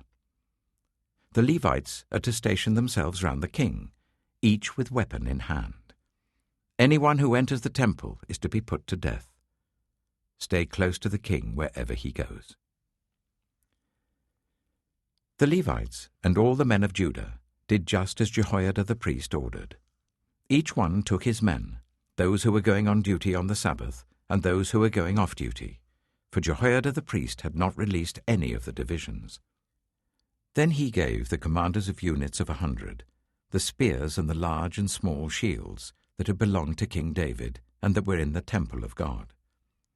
He stationed all the men, each with his weapon in his hand, round the king, near the altar and the temple, from the south side to the north side of the temple. Jehoiada and his sons brought out the king's son and put the crown on him. They presented him with a copy of the covenant and proclaimed him king. They anointed him and shouted, "Long live the king!" When Athaliah heard the noise of the people running and cheering the king, she went to them at the temple of the Lord. She looked, and there was the king, standing by his pillar at the entrance. The officers and the trumpeters were beside the king, and all the people of the land were rejoicing and blowing trumpets, and musicians with their instruments were leading the praises. Then Athaliah tore her robes and shouted, "Treason! Treason!" Jehoiada the priest sent out the commanders of units of 100, who were in charge of the troops, and said to them, "Bring her out between the ranks, and put to the sword anyone who follows her." For the priest had said, "Do not put her to death at the temple of the Lord." So they seized her as she reached the entrance of the horse gate on the palace grounds, and there they put her to death. Jehoiada then made a covenant that he, the people and the king, would be the Lord's people. All the people went to the temple of Baal and tore it down. They smashed the altars and idols and killed Mattan the priest of Baal in front of the altars. Then Jehoiada placed the oversight of the temple of the Lord in the hands of the Levitical priests, to whom David had made assignments in the temple, to present the burnt offerings of the Lord as written in the law of Moses, with rejoicing and singing, as David had ordered. He also stationed gatekeepers at the gates of the Lord's temple, so that no one who was in any way unclean might enter. He took with him the commanders of hundreds, the nobles, the rulers of the people, and all the people of the land, and brought the king down from the temple of the Lord. They went into the palace through the upper gate, and seated the king on the royal throne. All the people of the land rejoiced, and the city was calm, because Athaliah had been slain with the sword. 2 Chronicles chapter 24. Joash was 7 years old when he became king, and he reigned in Jerusalem for 40 years. His mother's name was Zibiah. She was from Beersheba. Joash did what was right in the eyes of the Lord all the years of Jehoiada the priest. Jehoiada chose 2 wives for him, and he had sons and daughters. Some time later, Joash decided to restore the temple of the Lord. He called together the priests and Levites and said to them, "Go to the towns of Judah and collect the money due annually from all Israel to repair the temple of your God. Do it now." But the Levites did not act at once. Therefore the king summoned Jehoiada the chief priest and said to him, "Why haven't you required the Levites to bring in from Judah and Jerusalem the tax imposed by Moses, the servant of the Lord, and by the assembly of Israel for the tent of the covenant law?" Now the sons of that wicked woman Athaliah had broken into the temple of God and had used even its sacred objects for the Baals. At the king's command, a chest was made and placed outside, at the gate of the temple of the Lord. A proclamation was then issued in Judah and Jerusalem that they should bring to the Lord the tax that Moses, the servant of God, had required of Israel in the wilderness. All the officials and all the people brought their contributions gladly, dropping them into the chest until it was full. Whenever the chest was brought in by the Levites to the king's officials, and they saw that there was a large amount of money, the royal secretary and the officer of the chief priest would come and empty the chest and carry it back to its place. They did this regularly and collected a great amount of money. The king and Jehoiada gave it to those who carried out the work required for the temple of the Lord. They hired masons and carpenters to restore the Lord's temple, and also workers in iron and bronze to repair the temple. The men in charge of the work were diligent, and the repairs progressed under them. They rebuilt the temple of God according to its original design and reinforced it. When they had finished, they brought the rest of the money to the king and Jehoiada, and with it were made articles for the Lord's temple, articles for the service and for the burnt offerings, and also dishes and other objects of gold and silver. As long as Jehoiada lived, burnt offerings were presented continually in the temple of the Lord. Now Jehoiada was old and full of years, and he died at the age of 130. He was buried with the kings in the city of David, because of the good he had done in Israel for God and his temple. After the death of Jehoiada, the officials of Judah came and paid homage to the king, and he listened to them. They abandoned the temple of the Lord, the God of their ancestors, and worshipped Asherah poles and idols. Because of their guilt, God's anger came on Judah and Jerusalem. Although the Lord sent prophets to the people to bring them back to him, and though they testified against them, they would not listen. Then the Spirit of God came on Zechariah, son of Jehoiada the priest. He stood before the people and said, "This is what God says. Why do you disobey the Lord's commands? You will not prosper. Because you have forsaken the Lord, he has forsaken you." But they plotted against him, and by order of the king they stoned him to death in the courtyard of the Lord's temple. King Joash did not remember the kindness Zechariah's father, Jehoiada, had shown him, but killed his son, who said as he lay dying, "May the Lord see this and call you to account." At the turn of the year, the army of Aram marched against Joash. It invaded Judah and Jerusalem and killed all the leaders of the people. They sent all the plunder to their king in Damascus. Although the Aramean army had come with only a few men, the Lord delivered into their hands a much larger army. Because Judah had forsaken the Lord, the God of their ancestors, judgment was executed on Joash. When the Arameans withdrew, they left Joash severely wounded. His officials conspired against him for murdering the son of Jehoiada the priest, and they killed him in his bed. So he died, and was buried in the city of David, but not in the tombs of the kings. Those who conspired against him were Zabad, son of Shimeath, an Ammonite woman, and Jehozabad, son of Shimrith, a Moabite woman. The account of his sons, the many prophecies about him, and the record of the restoration of the temple of God are written in the annotations on the book of the Kings. And Amaziah his son succeeded him as king. 2 Chronicles chapter 25. Amaziah was 25 years old when he became king, and he reigned in Jerusalem for 29 years. His mother's name was Jehoaddan. She was from Jerusalem. He did what was right in the eyes of the Lord, but not wholeheartedly.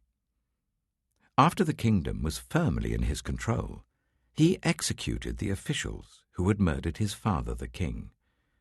Yet he did not put their children to death, but acted in accordance with what is written in the law in the book of Moses, where the Lord commanded, "Parents shall not be put to death for their children, nor children be put to death for their parents. Each will die for their own sin."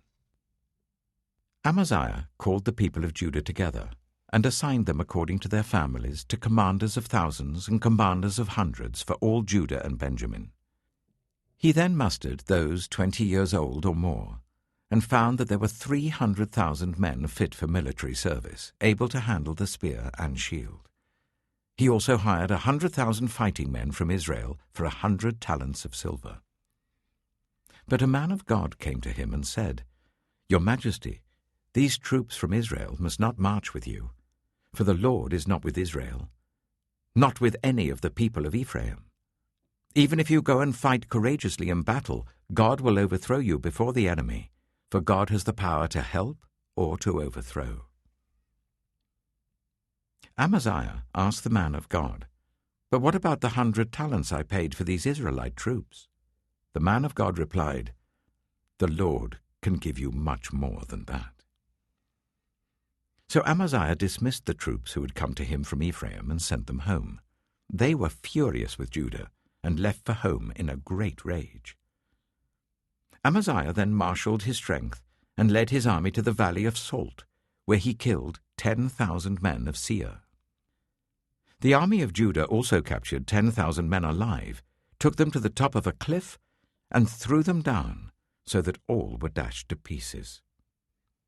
Meanwhile, the troops that Amaziah had sent back and had not allowed to take part in the war raided towns belonging to Judah, from Samaria to Beth-horon. They killed 3,000 people and carried off great quantities of plunder. When Amaziah returned from slaughtering the Edomites, he brought back the gods of the people of Seir. He set them up as his own gods, bowed down to them and burned sacrifices to them.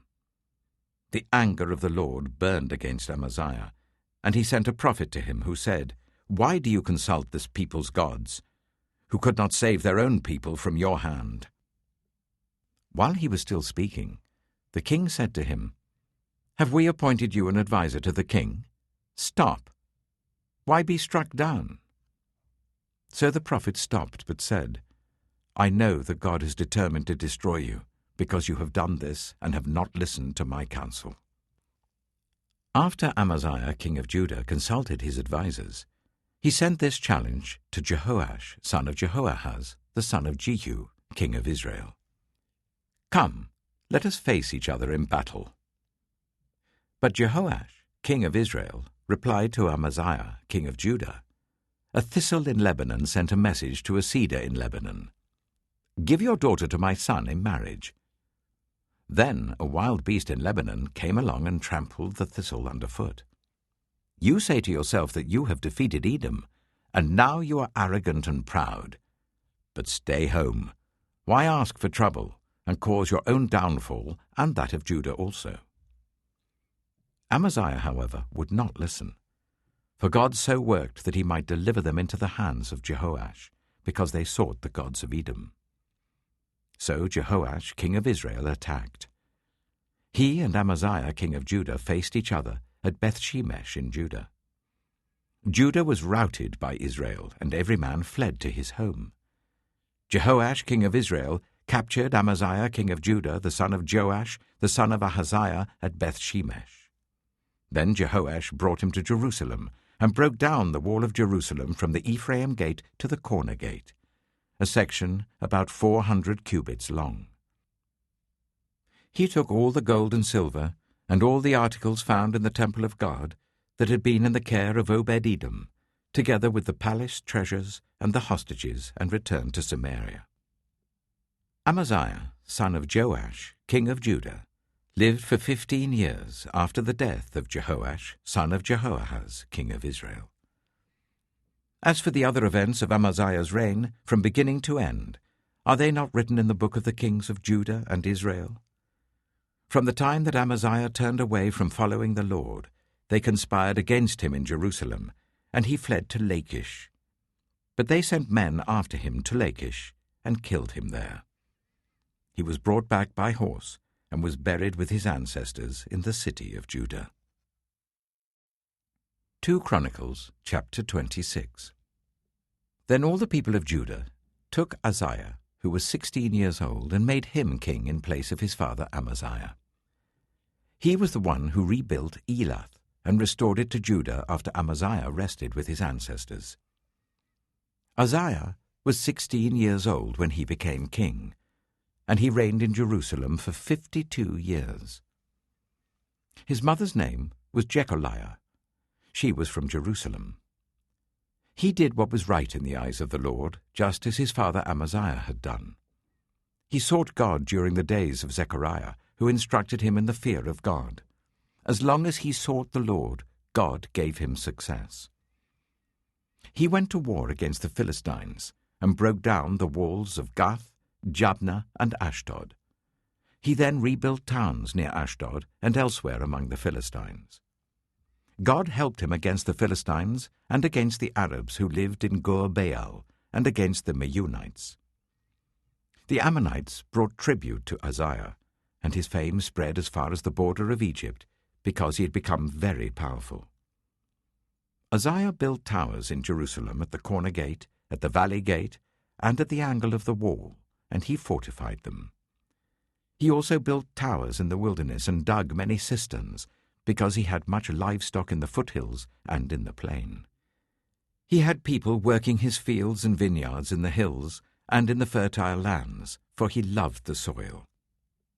Uzziah had a well-trained army, ready to go out by divisions according to their numbers, as mustered by Jeiel, the secretary, and Maaseiah, the officer, under the direction of Hananiah, one of the royal officials.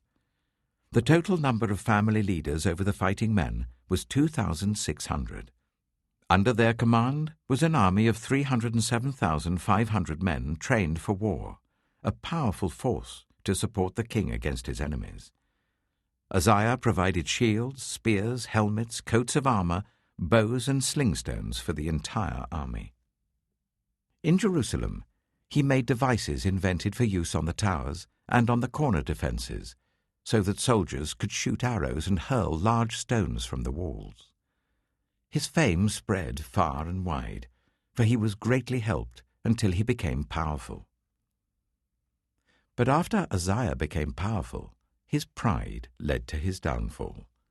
He was unfaithful to the Lord his God, and entered the temple of the Lord to burn incense on the altar of incense. Azariah the priest, with 80 other courageous priests of the Lord, followed him in. They confronted King Uzziah and said, "It is not right for you, Uzziah, to burn incense to the Lord. That is for the priests, the descendants of Aaron, who have been consecrated to burn incense. Leave the sanctuary, for you have been unfaithful, and you will not be honored by the Lord God." Uzziah, who had a censer in his hand ready to burn incense, became angry. While he was raging at the priests in their presence before the incense altar in the Lord's temple, leprosy broke out on his forehead. When Azariah the chief priest and all the other priests looked at him, they saw that he had leprosy on his forehead, so they hurried him out. Indeed, he himself was eager to leave, because the Lord had afflicted him. King Uzziah had leprosy until the day he died. He lived in a separate house, leprous and excluded from the temple of the Lord. Jotham his son had charge of the palace and governed the people of the land. The other events of Uzziah's reign from beginning to end are recorded by the prophet Isaiah, son of Amoz. Uzziah rested with his ancestors and was buried near them in a cemetery that belonged to the kings, for people said he had leprosy. And Jotham his son succeeded him as king. 2 Chronicles chapter 27. Jotham was 25 years old when he became king, and he reigned in Jerusalem for 16 years. His mother's name was Jerusha, daughter of Zadok. He did what was right in the eyes of the Lord, just as his father Uzziah had done. But unlike him, he did not enter the temple of the Lord. The people, however, continued their corrupt practices. Jotham rebuilt the upper gate of the temple of the Lord and did extensive work on the wall at the hill of Ophel. He built towns in the hill country of Judah and forts and towers in the wooded areas. Jotham waged war against the king of the Ammonites and conquered them. That year the Ammonites paid him 100 talents of silver, 10,000 cors of wheat, and 10,000 cors of barley. The Ammonites brought him the same amount also in the second and third years. Jotham grew powerful because he walked steadfastly before the Lord his God. The other events in Jotham's reign, including all his wars and the other things he did, are written in the book of the kings of Israel and Judah. He was 25 years old when he became king, and he reigned in Jerusalem for 16 years. Jotham rested with his ancestors and was buried in the city of David, and Ahaz, his son, succeeded him as king. 2 Chronicles, chapter 28. Ahaz was 20 years old when he became king, and he reigned in Jerusalem for 16 years. Unlike David his father, he did not do what was right in the eyes of the Lord. He followed the ways of the kings of Israel, and also made idols for worshipping the Baals. He burned sacrifices in the valley of Ben Hinnom, and sacrificed his children in the fire, engaging in the detestable practices of the nations that the Lord had driven out before the Israelites. He offered sacrifices and burned incense at the high places, on the hilltops, and under every spreading tree. Therefore the Lord his God delivered him into the hands of the king of Aram. The Arameans defeated him and took many of his people as prisoners and brought them to Damascus. He was also given into the hands of the king of Israel, who inflicted heavy casualties on him. In one day, Pekah, son of Remaliah, killed 120,000 soldiers in Judah, because Judah had forsaken the Lord, the God of their ancestors. Zichri, an Ephraimite warrior, killed Maaseiah, the king's son, Azrikam, the officer in charge of the palace, and Elkanah, second to the king. The men of Israel took captive from their fellow Israelites, who were from Judah, 200,000 wives, sons, and daughters. They also took a great deal of plunder which they carried back to Samaria. But a prophet of the Lord named Oded was there, and he went out to meet the army when it returned to Samaria. He said to them, "Because the Lord, the God of your ancestors, was angry with Judah, he gave them into your hand. But you have slaughtered them in a rage that reaches to heaven. And now you intend to make the men and women of Judah and Jerusalem your slaves. But aren't you also guilty of sins against the Lord your God? Now listen to me. Send back your fellow Israelites that you have taken as prisoners, for the Lord's fierce anger rests on you." Then some of the leaders in Ephraim, Azariah son of Jehohanan, Berechiah son of Meshillemoth, Jehizkiah son of Shallum, and Amasa son of Hadlai, confronted those who were arriving from the war. "You must not bring those prisoners here," they said, "or we will be guilty before the Lord. Do you intend to add to our sin and guilt? For our guilt is already great, and his fierce anger rests on Israel." So the soldiers gave up the prisoners and plunder in the presence of the officials and all the assembly. The men designated by name took the prisoners, and from the plunder they clothed all who were naked. They provided them with clothes and sandals, food and drink, and healing balm. All those who were weak they put on donkeys. So they took them back to their fellow Israelites at Jericho, the city of palms, and returned to Samaria. At that time, King Ahaz sent to the kings of Assyria for help. The Edomites had again come and attacked Judah and carried away prisoners, while the Philistines had raided towns in the foothills and in the Negev of Judah. They captured and occupied Beth-Shemesh, Ajalon, and Gederoth, as well as Soko, Timnah, and Gimzo, with their surrounding villages. The Lord had humbled Judah because of Ahaz king of Israel, for he had promoted wickedness in Judah and had been most unfaithful to the Lord. Tiglath-Pileser, king of Assyria, came to him, but gave him trouble instead of help. Ahaz took some of the things from the temple of the Lord and from the royal palace and from the officials and presented them to the king of Assyria, but that did not help him. In his time of trouble, King Ahaz became even more unfaithful to the Lord. He offered sacrifices to the gods of Damascus who had defeated him, for he thought, "Since the gods of the kings of Aram have helped them, I will sacrifice to them so that they will help me." But they were his downfall, and the downfall of all Israel. Ahaz gathered together the furnishings from the temple of God and cut them in pieces. He shut the door of the Lord's temple and set up altars at every street corner in Jerusalem. In every town in Judah he built high places to burn sacrifices to other gods and aroused the anger of the Lord, the God of his ancestors. The other events of his reign and all his ways from beginning to end are written in the book of the kings of Judah and Israel. Ahaz rested with his ancestors and was buried in the city of Jerusalem, but he was not placed in the tombs of the kings of Israel. And Hezekiah, his son, succeeded him as king. 2 Chronicles chapter 29. Hezekiah was 25 years old when he became king, and he reigned in Jerusalem for 29 years. His mother's name was Abijah, daughter of Zechariah. He did what was right in the eyes of the Lord, just as his father David had done. In the first month of the first year of his reign, he opened the doors of the temple of the Lord and repaired them. He brought in the priests and Levites, assembled them in the square on the east side, and said, "Listen to me, Levites. Consecrate yourselves now, and consecrate the temple of the Lord, the God of your ancestors.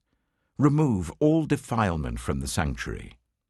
Our parents were unfaithful. They did evil in the eyes of the Lord our God and forsook him. They turned their faces away from the Lord's dwelling place and turned their backs on him. They also shut the doors of the portico and put out the lamps. They did not burn incense or present any burnt offerings at the sanctuary to the God of Israel. Therefore, the anger of the Lord has fallen on Judah and Jerusalem. He has made them an object of dread and horror and scorn, as you can see with your own eyes. This is why our fathers have fallen by the sword, and why our sons and daughters and our wives are in captivity. Now I intend to make a covenant with the Lord, the God of Israel, so that his fierce anger will turn away from us. My sons, do not be negligent now, for the Lord has chosen you to stand before him and serve him, to minister before him and to burn incense." Then these Levites set to work. From the Kohathites, Mahath, son of Amasai, and Joel, son of Azariah. From the Merarites, Kish, son of Abdi, and Azariah, son of Jehalalel. From the Gershonites, Joah, son of Zimmah, and Eden, son of Joah. From the descendants of Elizaphan, Shimri and Jeiel. From the descendants of Asaph, Zechariah and Mattaniah. From the descendants of Heman, Jehiel and Shimei. From the descendants of Jeduthun, Shemaiah and Aziel. When they had assembled their fellow Levites and consecrated themselves, they went in to purify the temple of the Lord as the king had ordered, following the word of the Lord. The priests went into the sanctuary of the Lord to purify it. They brought out to the courtyard of the Lord's temple everything unclean that they found in the temple of the Lord. The Levites took it and carried it out to the Kidron Valley. They began the consecration on the first day of the first month, and by the 8th day of the month they reached the portico of the Lord. For 8 more days they consecrated the temple of the Lord itself, finishing on the 16th day of the first month. Then they went in to King Hezekiah and reported, "We have purified the entire temple of the Lord, the altar of burnt offering with all its utensils, and the table for setting out the consecrated bread with all its articles. We have prepared and consecrated all the articles that King Ahaz removed in his unfaithfulness while he was king. They are now in front of the Lord's altar." Early next morning, King Hezekiah gathered the city officials together and went up to the temple of the Lord. They brought 7 bulls, 7 rams, 7 male lambs, and 7 male goats as a sin offering for the kingdom, for the sanctuary, and for Judah. The king commanded the priests, the descendants of Aaron, to offer these on the altar of the Lord. So they slaughtered the bulls, and the priests took the blood and splashed it against the altar. Next, they slaughtered the rams and splashed their blood against the altar. Then they slaughtered the lambs and splashed their blood against the altar. The goats for the sin offering were brought before the king and the assembly, and they laid their hands on them. The priests then slaughtered the goats and presented their blood on the altar for a sin offering to atone for all Israel. because the king had ordered the burnt offering and the sin offering for all Israel.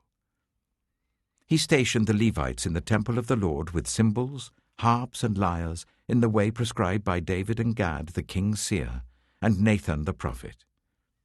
This was commanded by the Lord through his prophets.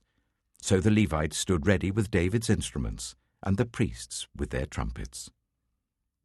Hezekiah gave the order to sacrifice the burnt offering on the altar. As the offering began, singing to the Lord began also, accompanied by trumpets and the instruments of David, king of Israel. The whole assembly bowed in worship, while the musicians played and the trumpets sounded. All this continued until the sacrifice of the burnt offering was completed. When the offerings were finished, the king and everyone present with him knelt down and worshipped. King Hezekiah and his officials ordered the Levites to praise the Lord with the words of David and of Asaph the seer.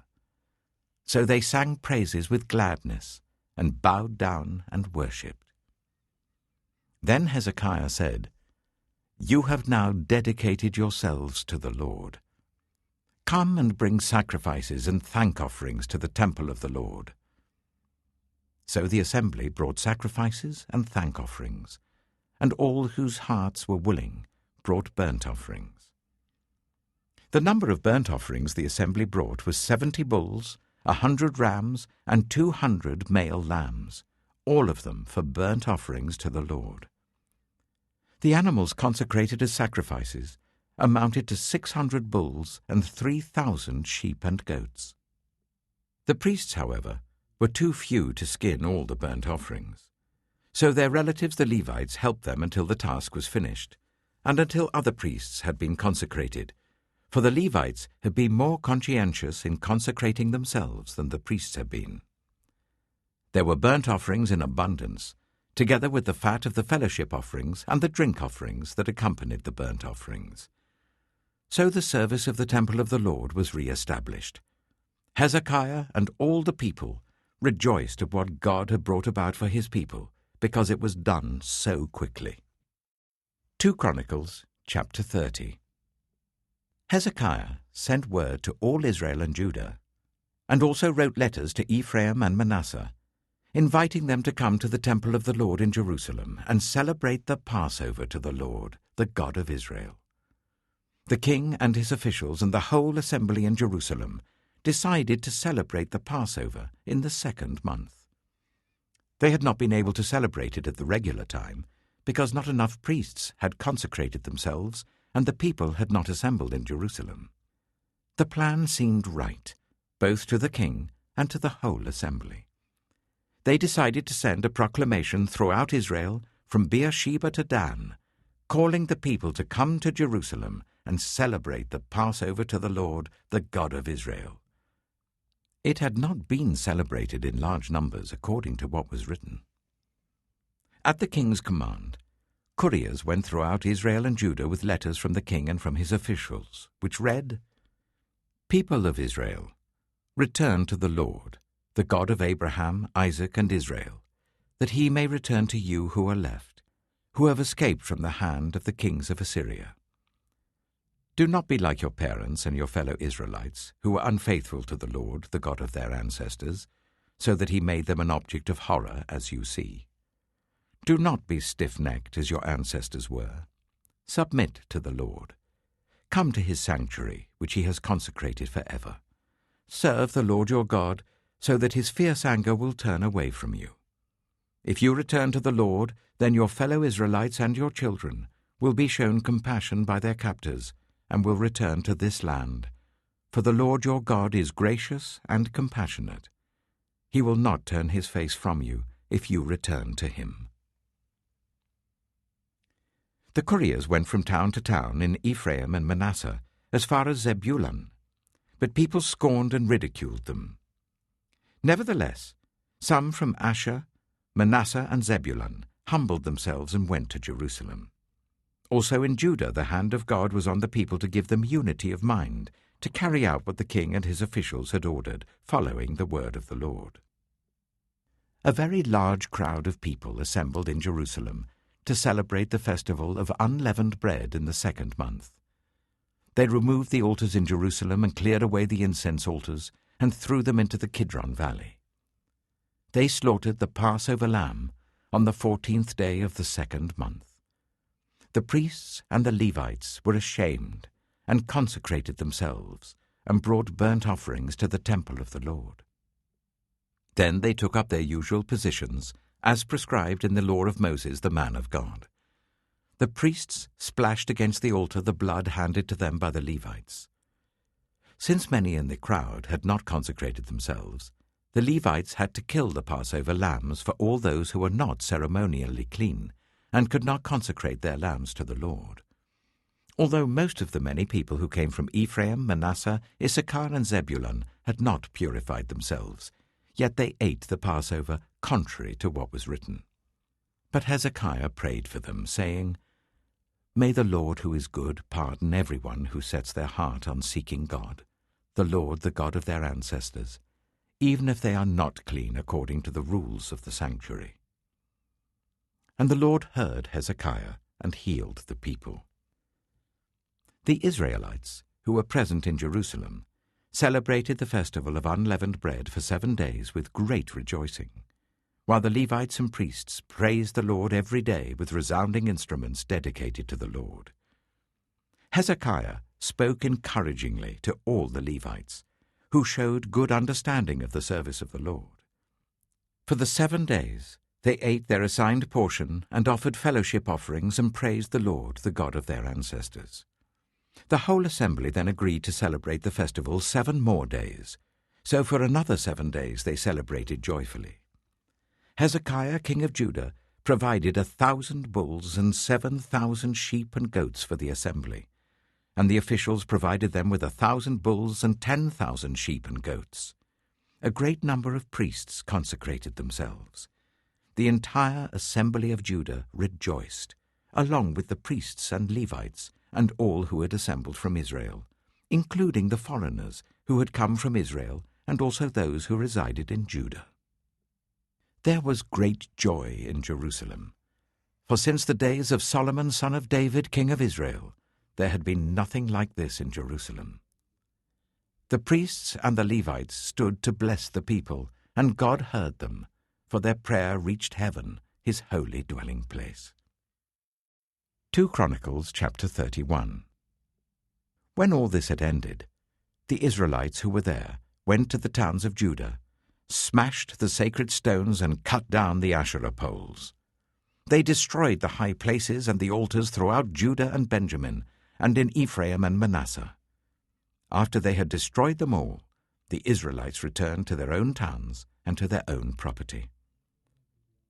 Hezekiah assigned the priests and Levites to divisions, each of them according to their duties as priests or Levites, to offer burnt offerings and fellowship offerings, to minister, to give thanks and to sing praises at the gates of the Lord's dwelling.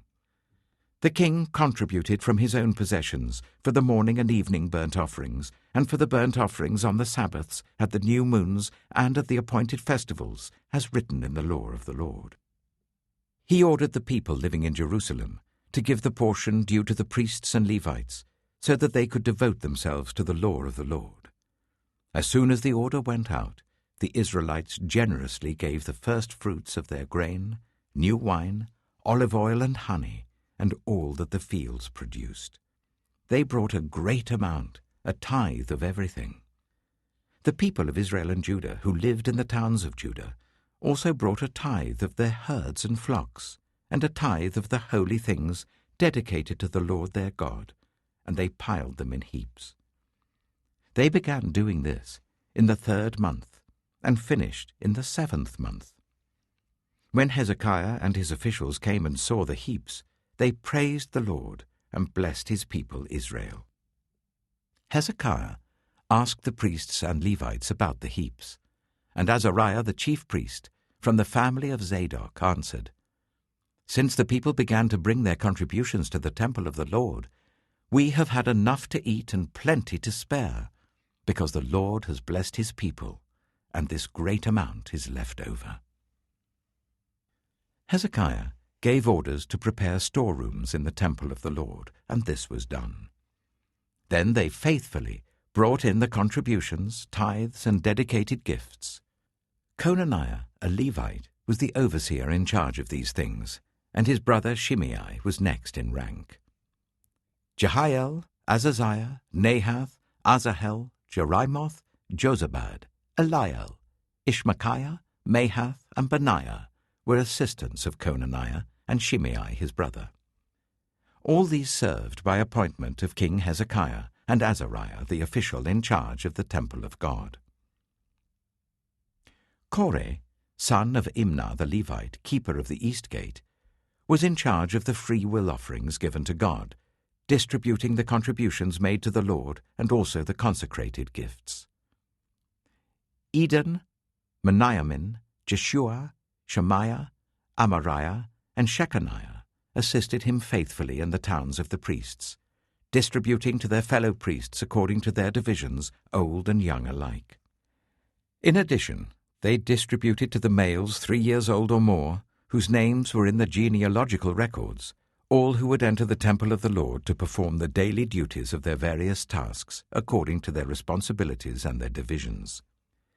And they distributed to the priests enrolled by their families in the genealogical records, and likewise to the Levites 20 years old or more, according to their responsibilities and their divisions. They included all the little ones, the wives and the sons and daughters of the whole community listed in these genealogical records, for they were faithful in consecrating themselves. As for the priests, the descendants of Aaron, who lived on the farmlands around their towns or in any other towns, men were designated by name to distribute portions to every male among them, and to all who were recorded in the genealogies of the Levites. This is what Hezekiah did throughout Judah, doing what was good and right and faithful before the Lord his God. In everything that he undertook in the service of God's temple, and in obedience to the law and the commands, he sought his God and worked wholeheartedly, and so he prospered.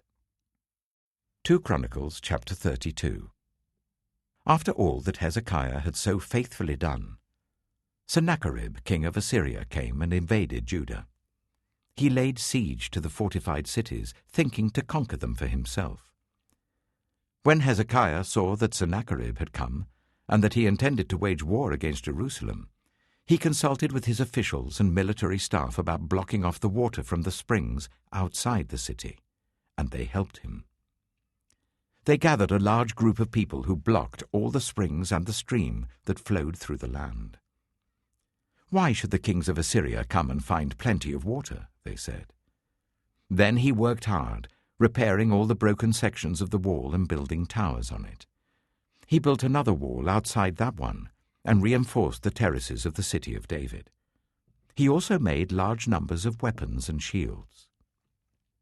He appointed military officers over the people and assembled them before him in the square at the city gate and encouraged them with these words: "Be strong and courageous.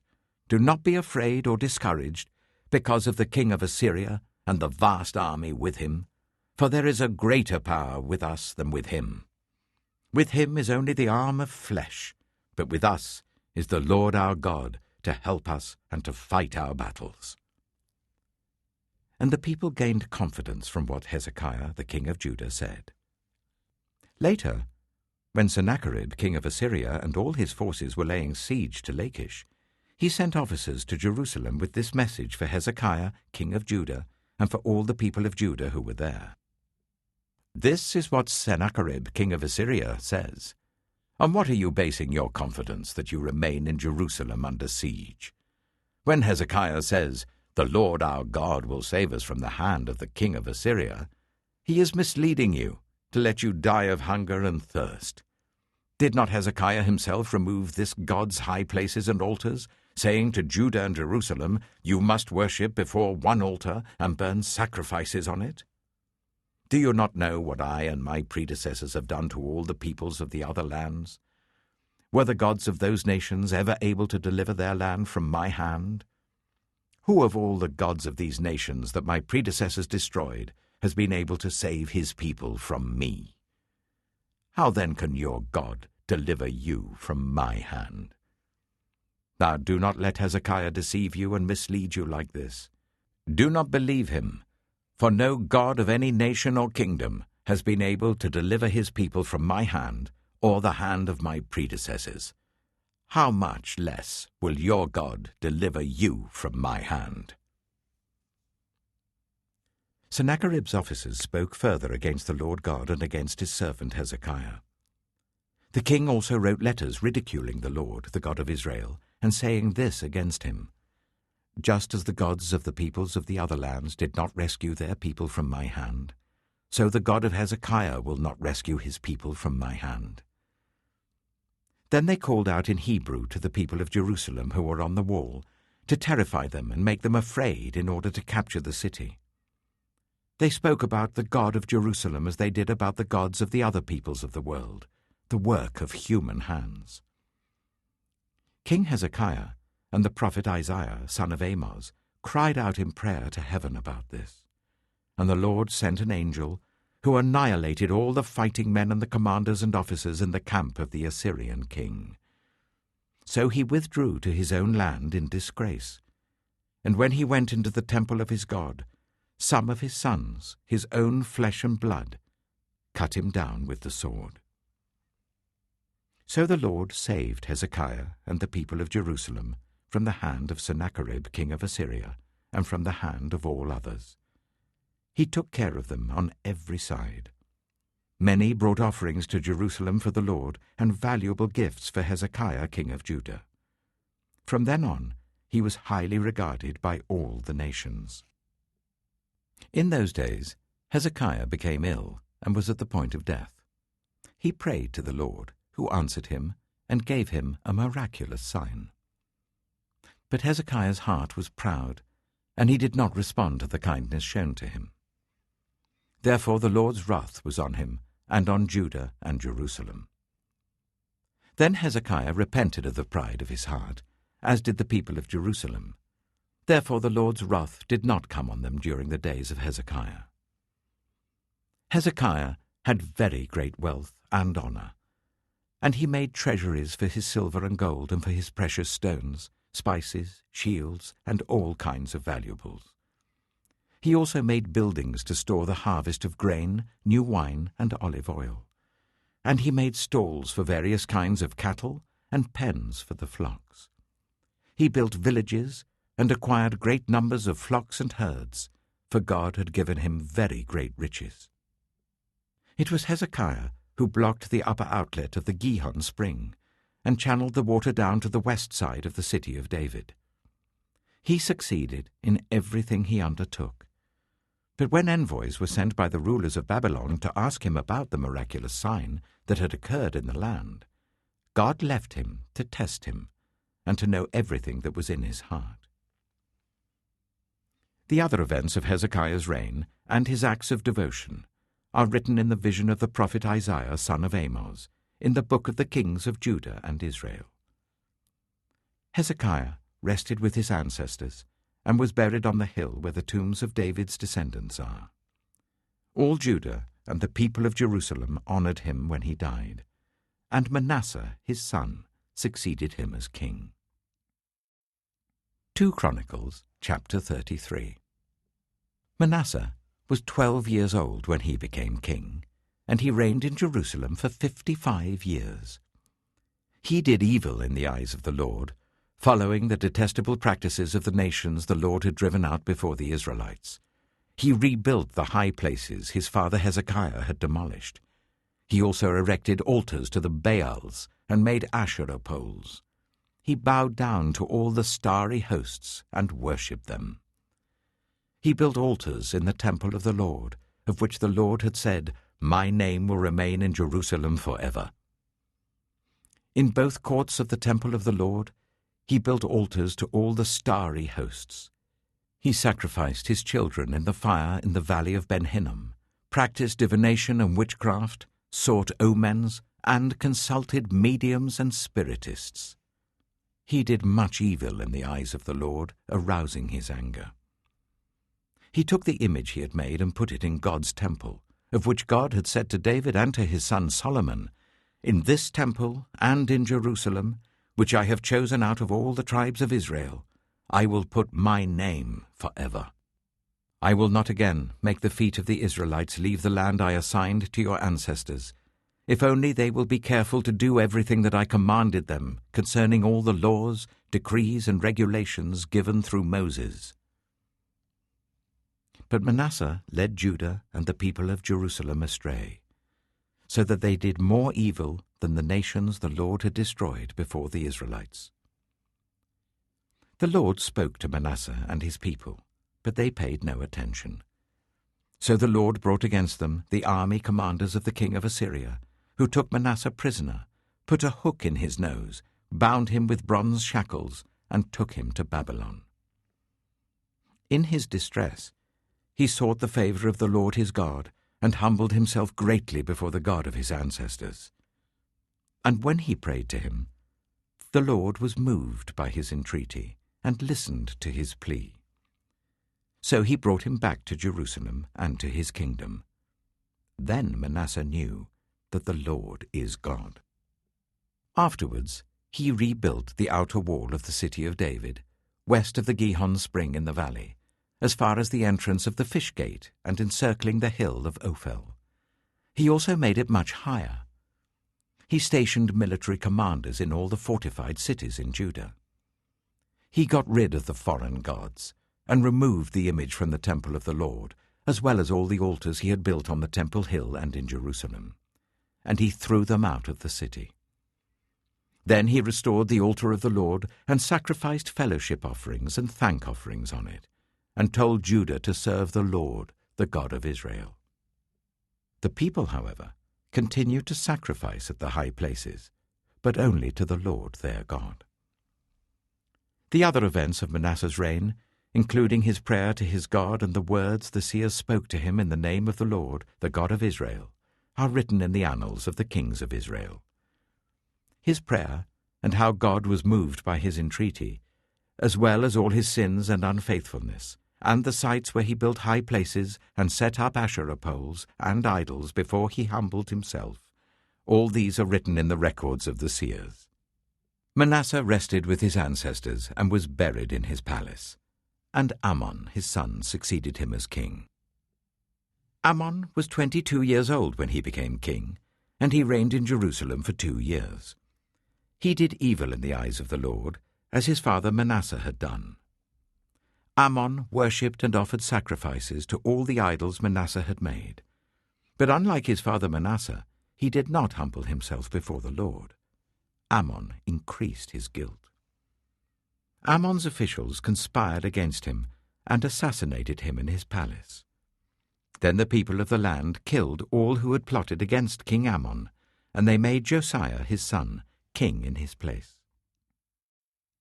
2 Chronicles chapter 34. Josiah was 8 years old when he became king, and he reigned in Jerusalem for 31 years. He did what was right in the eyes of the Lord, and followed the ways of his father David, not turning aside to the right or to the left. In the 8th year of his reign, while he was still young, he began to seek the God of his father David.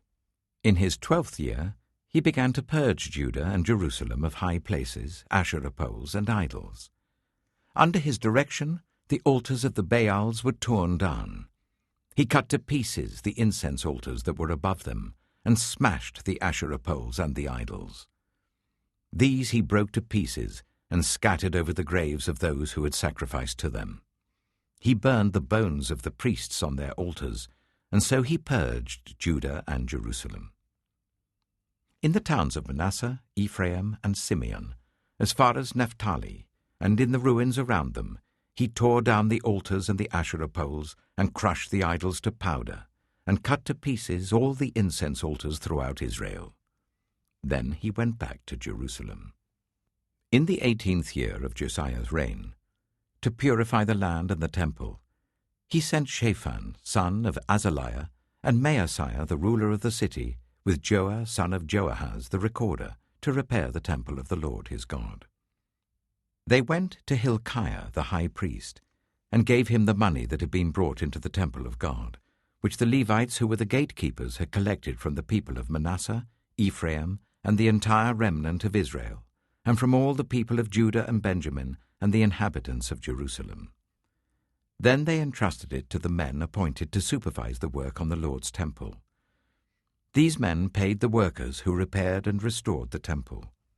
They also gave money to the carpenters and builders to purchase dressed stone, and timber for joists and beams for the buildings that the kings of Judah had allowed to fall into ruin. The workers labored faithfully. Over them to direct them were Jahath and Obadiah, Levites descended from Merari, and Zechariah and Meshullam, descended from Kohath. The Levites, all who were skilled in playing musical instruments, had charge of the laborers and supervised all the workers from job to job. Some of the Levites were secretaries, scribes, and gatekeepers. While they were bringing out the money that had been taken into the temple of the Lord, Hilkiah the priest found the book of the law of the Lord that had been given through Moses.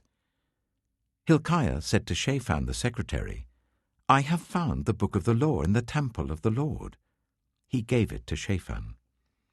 Then Shaphan took the book to the king and reported to him, "Your officials are doing everything that has been committed to them. They have paid out the money that was in the temple of the Lord and have entrusted it to the supervisors and workers." Then Shaphan the secretary informed the king, "Hilkiah the priest has given me a book." And Shaphan read from it in the presence of the king. When the king heard the words of the law, he tore his robes. He gave these orders to Hilkiah, Ahikam son of Shaphan, Abdon son of Micah, Shaphan the secretary, and Asaiah the king's attendant. "Go and inquire of the Lord for me, and for the remnant in Israel and Judah, about what is written in this book that has been found. Great is the Lord's anger that is poured out on us, because those who have gone before us have not kept the word of the Lord. They have not acted in accordance with all that is written in this book." Hilkiah, and those the king had sent with him, went to speak to the prophet Huldah, who was the wife of Shallum, son of Tokath, the son of Hazra, keeper of the wardrobe. She lived in Jerusalem, in the new quarter. She said to them, "This is what the Lord, the God of Israel, says. Tell the man who sent you to me, this is what the Lord says. I'm going to bring disaster on this place and its people, all the curses written in the book that has been read in the presence of the king of Judah. Because they have forsaken me and burned incense to other gods, and aroused my anger by all that their hands have made, my anger will be poured out on this place and will not be quenched. Tell the king of Judah, who sent you to inquire of the Lord, this is what the Lord, the God of Israel, says concerning the words you heard.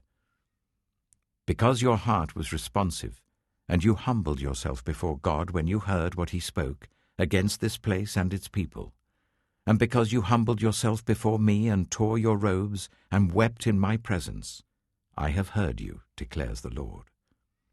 Now I will gather you to your ancestors, and you will be buried in peace. Your eyes will not see all the disaster I am going to bring on this place and on those who live here." So they took her answer back to the king. Then the king called together all the elders of Judah and Jerusalem. He went up to the temple of the Lord with the people of Judah, the inhabitants of Jerusalem, the priests and the Levites, all the people from the least to the greatest. He read in their hearing all the words of the book of the covenant, which had been found in the temple of the Lord.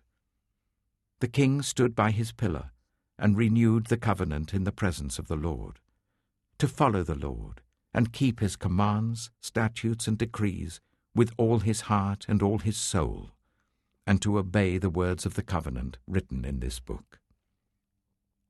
Then he made everyone in Jerusalem and Benjamin pledge themselves to it. The people of Jerusalem did this in accordance with the covenant of God, the God of their ancestors.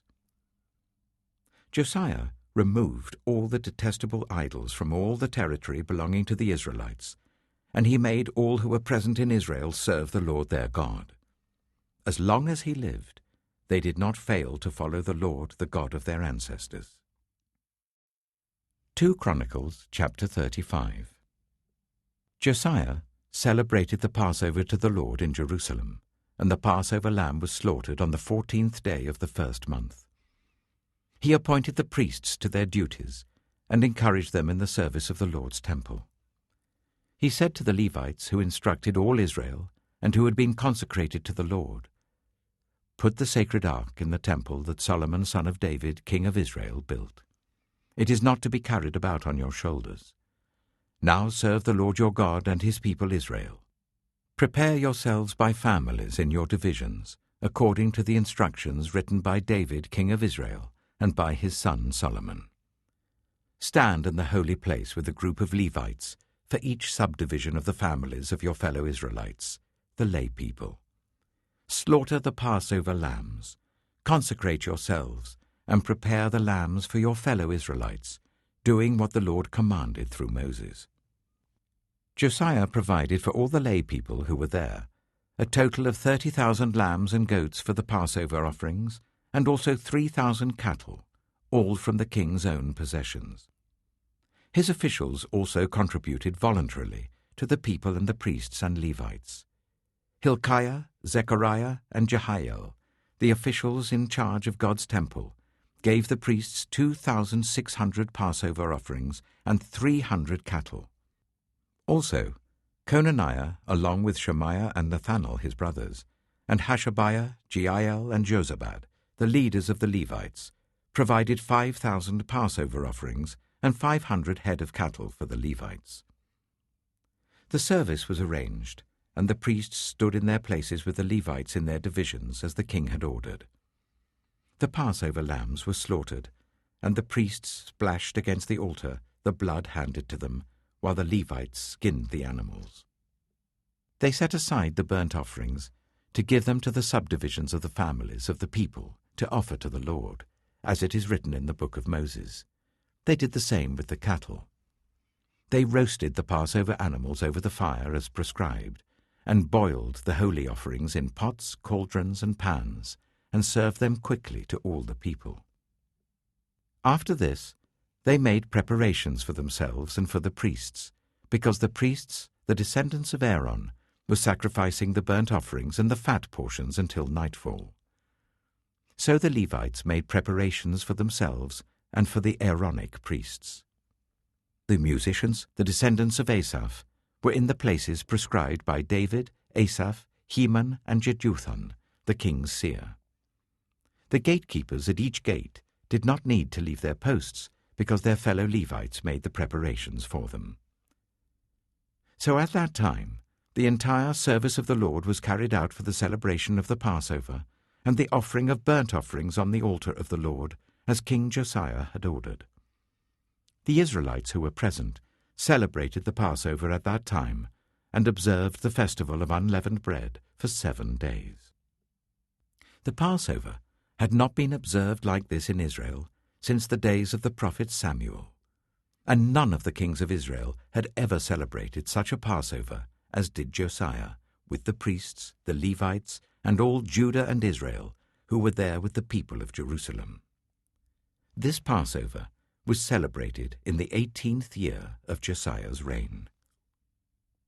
After all this, when Josiah had set the temple in order, Necho, king of Egypt, went up to fight at Carchemish on the Euphrates, and Josiah marched out to meet him in battle. But Necho sent messengers to him, saying, "What quarrel is there, king of Judah, between you and me? It is not you I am attacking at this time, but the house with which I am at war. God has told me to hurry, so stop opposing God who is with me, or he will destroy you." Josiah, however, would not turn away from him, but disguised himself to engage him in battle. He would not listen to what Necho had said at God's command, but went to fight him on the plain of Megiddo. Archers shot King Josiah, and he told his officers, "Take me away, I am badly wounded." So they took him out of his chariot, put him in his other chariot, and brought him to Jerusalem, where he died.